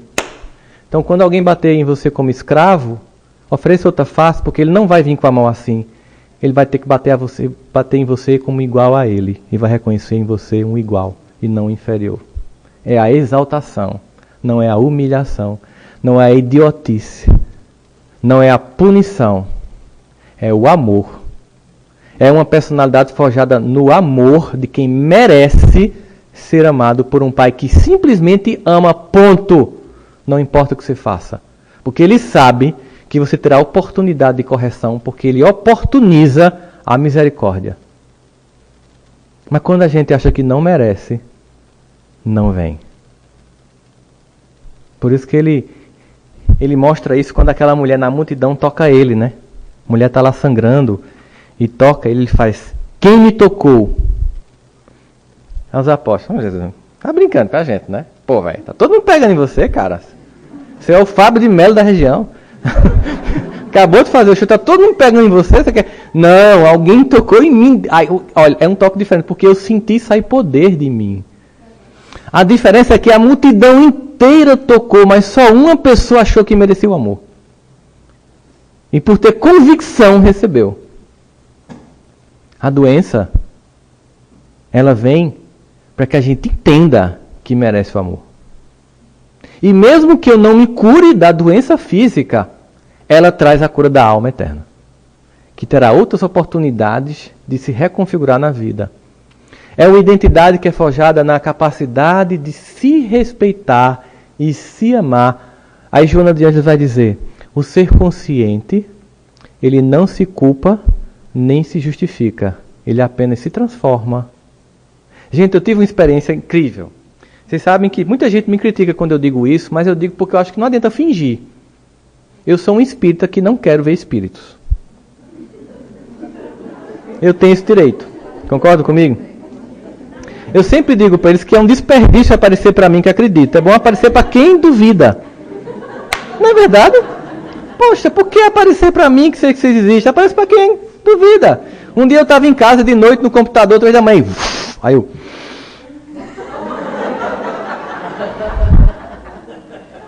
respirei, voltou. Aí eu, meu Deus. Tá bom, vai aparecer para mim. Ok, bota a primeira mão. Quando eu pedi isso, eu me lembrei de uma mão de um Walking Dead, assim, toda descomposta. Não bote a mão! Não bote a mão. Ó, tem várias opções. Tem psicografia, tem sonho. Por favor, não apareça para mim. Respeitou. Não apareceu. Mas um dia eu entrei numa reunião mediúnica. Era uma reunião de estudo, eu entrei na mediúnica, fecharam a porta e eu fiquei lá. Fecharam a porta, apagaram a luz, botaram aquela luzinha verde, é a mediúnica. Eu digo, se eu sair, não pode, fica aí. Vai ficar na sustentação. Eu digo, eu que preciso ser sustentado. Sentei lá e fiquei, meu Deus, eu não queria participar da reunião mediúnica. Aí pronto, começou a reunião mediúnica a acontecer. Cara, foi uma coisa impressionante o que aconteceu. Eu tinha que estar naquela reunião para entender uma coisa fundamental. A ideia infantil do maniqueísmo, que Décio muito bem colocou aqui pra gente, né, que eu brincando, aquela visão infantil de He-Man contra Esqueleto, Thundercats contra Murrap, Piu contra Frajola, né? O mundo é muito mais complexo, gente. Até o He-Man, até o Superman está lutando contra o Batman. O mundo é muito mais complexo do que a gente pensa. Então aí, quando eu entrei na mediúnica, o que é que aconteceu? O mentor da casa começou a doutrinar um perseguidor, um obsessor. Durante a doutrinação, o obsessor disse assim para o mentor: você é muito cínico. Entendam, são dois espíritos se comunicando através de dois médios. Um que era o obsessor e o outro que era o mentor da casa. Você é muito cínico. Porque você esqueceu que você nos liderava antes? Agora que você mudou de lado, está dando uma de santo. Então, o mentor da casa liderava os obsessores da casa. Ele disse: meu irmão, não existe para um pai de amor dois lados. Existem apenas filhos amados. Eu não mudei de lado, meu irmão, eu apenas continuei. E estou lhe convidando a continuar. Olha que coisa linda. Cara, eu fiquei assim, meu Deus, um mundo completamente diferente como eu imaginava. Um Deus que apenas vê filhos que estão caminhando, progredindo, se iluminando, sendo luz do mundo, sal da terra. Um Deus de amor infinito. Caramba, eu preciso me perdoar. Foi por isso que eu fiz o livro Auto Perdão, para mim. Eu preciso reconfigurar a forma como eu tenho me relacionado com Deus, porque eu vim de um mundo que Deus punia. Uma das músicas que eu cantava na escola bíblica de férias e nas chamadas reuniões dominicais, né, culto dominical na igreja presbiteriana, era: cuidado, mãozinha, no que pega, cuidado, olhinho, no que vê, pois o Salvador do céu está olhando para você.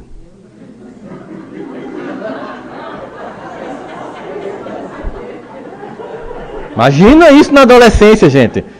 Deus olhando para você no banheiro na adolescência, que caos! Isso dá problema sexual pro resto da vida. Sem imaginar de transtorno você desenvolve a partir daí. Imagina. Então, a visão de um Deus punitivo e castrador começou a se dissolver. E eu fui ressignificando Deus e minha relação com o Pai. Um Pai.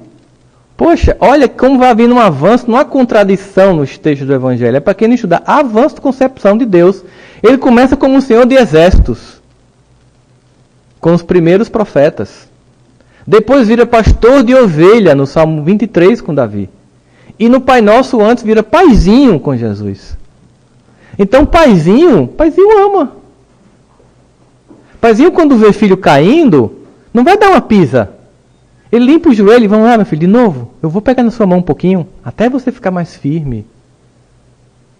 Aí quando você ficar mais firme, em vez de você criticar quem cai, faz o mesmo. Vai lá, acolhe, deixa a pessoa em pé, limpa o joelhinho e segue. Olha a identidade de uma fraternidade, porque como eu sou imperfeito e Deus me ama, se o perfeito ama o imperfeito, cabe a mim que sou imperfeito amar todos os outros imperfeitos que me cercam. Eu não quero mais mudar ninguém. A minha energia começa a ser gasta para mudar a mim. Eu fico tomando conta de mim, eu me acolho. As sombras, elas fazem parte de mim, não projeto em você. Olha, como é que eu vou transformar a minha identidade se eu nego ela? Eu projeto em você. Eu lembro de um aluno que chegou para mim e fez: professor, o senhor é amigo do professor fulano de tal? Sou. Sério? Sério, por quê? O senhor nunca percebeu, não? Fiz: o que foi? Professor, ele é gay. Ave Maria, pensei que tu ia falar uma coisa terrível do rapaz. Como assim? Não, qual é o problema dele ser gay? Qual é que diminui ele em quê? Pelo amor de Deus. Aí ele: o senhor dá aula na turma tal? Dou psicologia do consumidor. Dou. O senhor conhece o aluno tal? Conheço. O senhor já percebeu que ele é gay? Eu fiz: você lembra da aula de mecanismo de defesa do ego de Freud que eu dei para você? É mais ou menos. É assim, o ego, ele tem alguns mecanismos para se defender. Entre esses mecanismos, classicamente, tem um chamado projeção. Projeção é a capacidade que o ego tem de jogar no outro, que é dele, para se sentir mais confortável. Logo, se tem uma borboleta dentro de você, por favor, voe. Poxa, mas deixe os outros tranquilos, velho. Então, como é que como é que eu vou crescer se eu vejo no outro que tem em mim? Aí é cômodo, ó. Aí você vai entender, caramba, não é moralismo, é um chamamento à lucidez. Porque você vê um argueiro que está no olho do seu irmão, tem uma trave no seu. Não é coisa feia. Não, ó, que desperdício de tempo. O que eu posso mudar em Décio? Nada. Não posso mudar nem Janine, que é minha esposa. Eu tenho que mudar em mim. As energias gastas para mudar em mim. Num acolhimento de como eu sou. Sabe assim, imaginar aquela música do... Um compositor baiano foi solicitado por Roberto Carlos para fazer uma música sobre Deus. Ele fez, Roberto achou muito viajosa a letra, não quis gravar, mas o compositor resolveu gravar. E começa assim: se eu quiser falar com Deus, tenho que ficar a sós. Observa. É eu com papai. Eu tenho que desatar os nós das gravatas, dos sapatos. Tira a máscara que com o Papai do Céu não vem com vozinha de santo. Eu tenho que ficar nu como uma criança que acabou de nascer. E que diante de toda a fragilidade e de toda a dependência do pai e da mãe, aquela fragilidade gera no pai e na mãe muito mais amor. Observa para quem já teve filho, né? Olha ali, meu Deus do céu.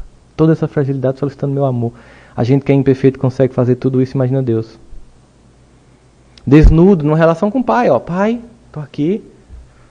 A coisa mais interessante foi quando eu comecei a falar com Deus. Mesmo assim, tipo, eu chegava assim... Eita, pai do céu, hoje eu fui ridículo. Caramba, que surto. Eu lembro uma vez, um colega de trabalho trocou de carro. Ele me mostrou. Vem cá ver o carro que eu comprei. Quando eu olhei, eu... respirei.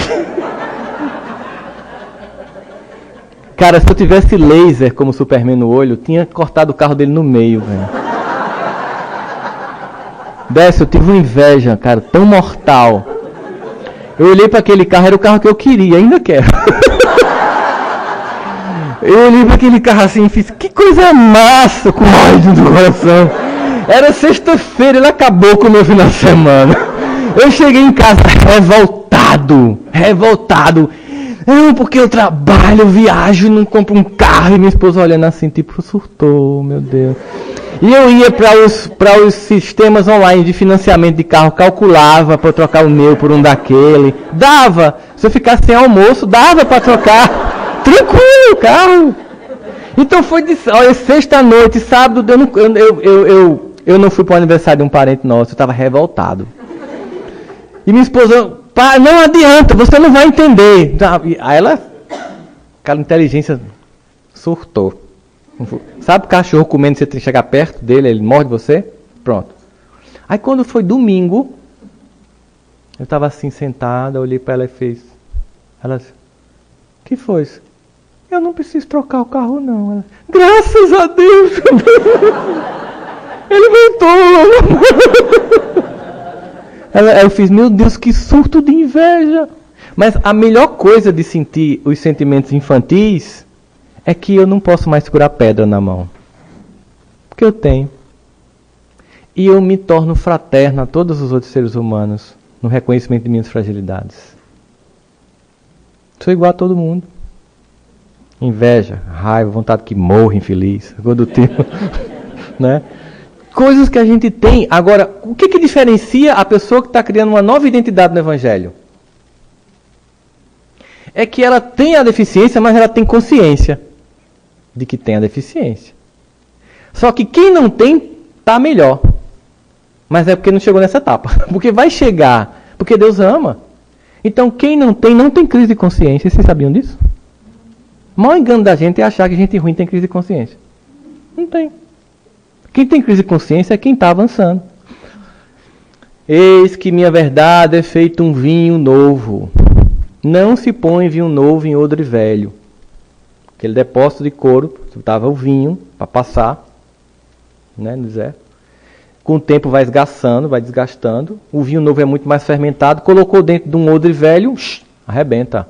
Então se prepara. Nova identidade com Jesus é arrebenta a velha. Não, não é a velha sogra. É a sua velha identidade. Não projeta arrebentar o outro. Vai arrebentar a sua identidade. Isso vai gerar um certo desconforto. É por isso que tem gente que fica tão desconfortável quando o novo vai chegando que volta para o pá. Aqui é mais seguro. Zona de conforto. Não, aqui eu já sei quem sou eu. Mas eu tenho que... Avança. Tem que ter paciência porque vem o deserto. O deserto é o período, quando você foi para Campo Grande, né? O deserto é aquele período entre o momento que eu estava e o novo, tem sempre um deserto. Deus sempre garantiu que a gente atravessa de uma margem para outra. Mas a gente quer ir na primeira classe. E não vai. Olha lá, ó. Vocês vão sair do Egito para a terra prometida. Vamos lá, Moisés. É a promessa de Deus. Lá vem o deserto no meio. Ah, eu preferia voltar para o faraó. Está vendo o medo? Ah, é uma punição simbólica. E eles não, aquela geração inteira morre e não vê a terra prometida. Porque duvidou. Tem aquela cena clássica de Jesus com os apóstolos entrando numa Galileia, né? Aí começa a vir uma tempestade bem grande. O barco começa a tremer, ondas gigantes. E aí os apóstolos falam para Jesus, ele dormindo na primeira classe. Aí, ele está dormindo. Pai, acorda pelo amor de Deus. Olha só o negócio, o clima vai afundar o barco ao Titanic antes do tempo. Né? Aí Jesus diz assim, homens de pouca fé. Essa é uma piada evangélica que a gente chama de apóstolo bullying, homem de pouca fé. Homens de pouca fé. Por quê? Eu disse que nós iríamos à outra margem. Pronto. Então não tem mais ondas. Não tem garantia. Coisa mais infantil do que chegar de manhã e fazer, oh meu Deus, que hoje tenho um dia tranquilo, eu não tenho aborrecimento do trabalho, eu não pego engarrafamento, não tenho cliente chato. Que pressa infantil. Ou seja, deixa o mar calmo para eu navegar.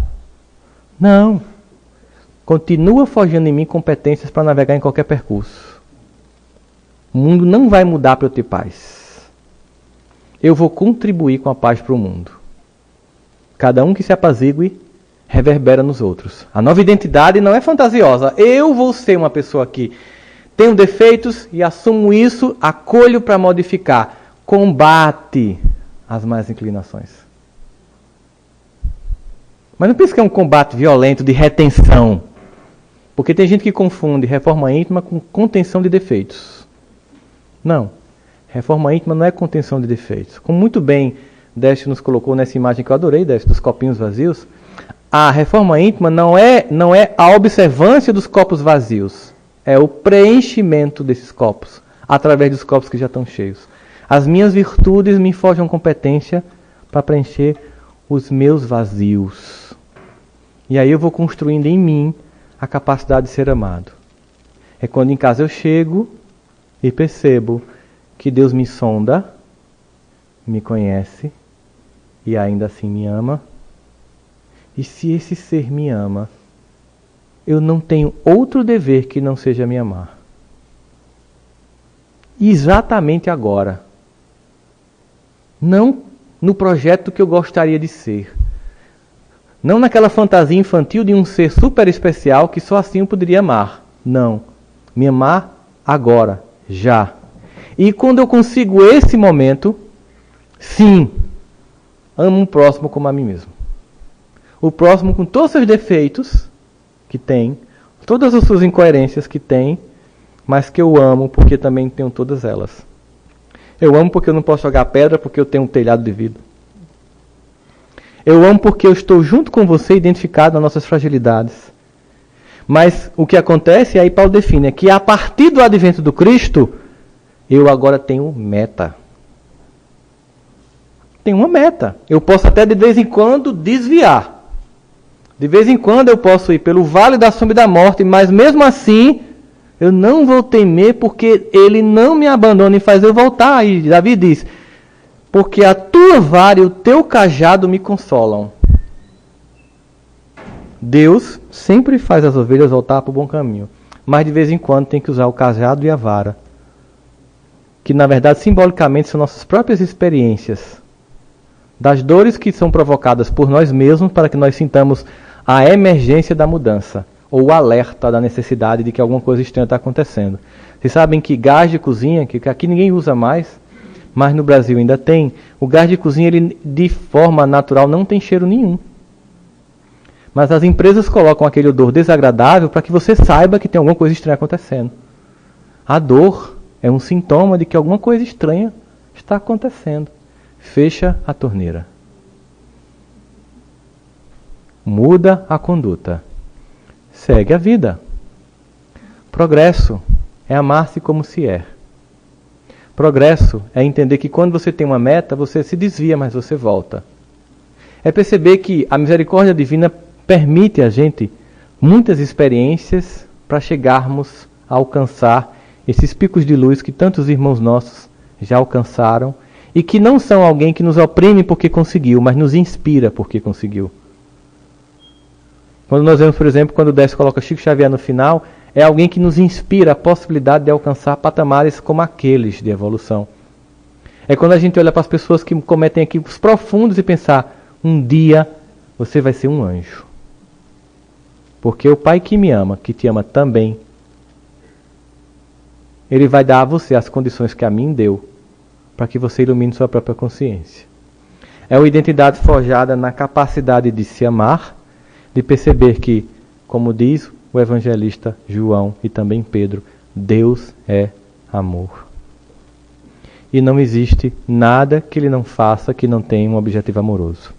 Eu diria até para finalizar que Deus, todos os dias e a todo instante, sabota nossos planos de sermos infelizes.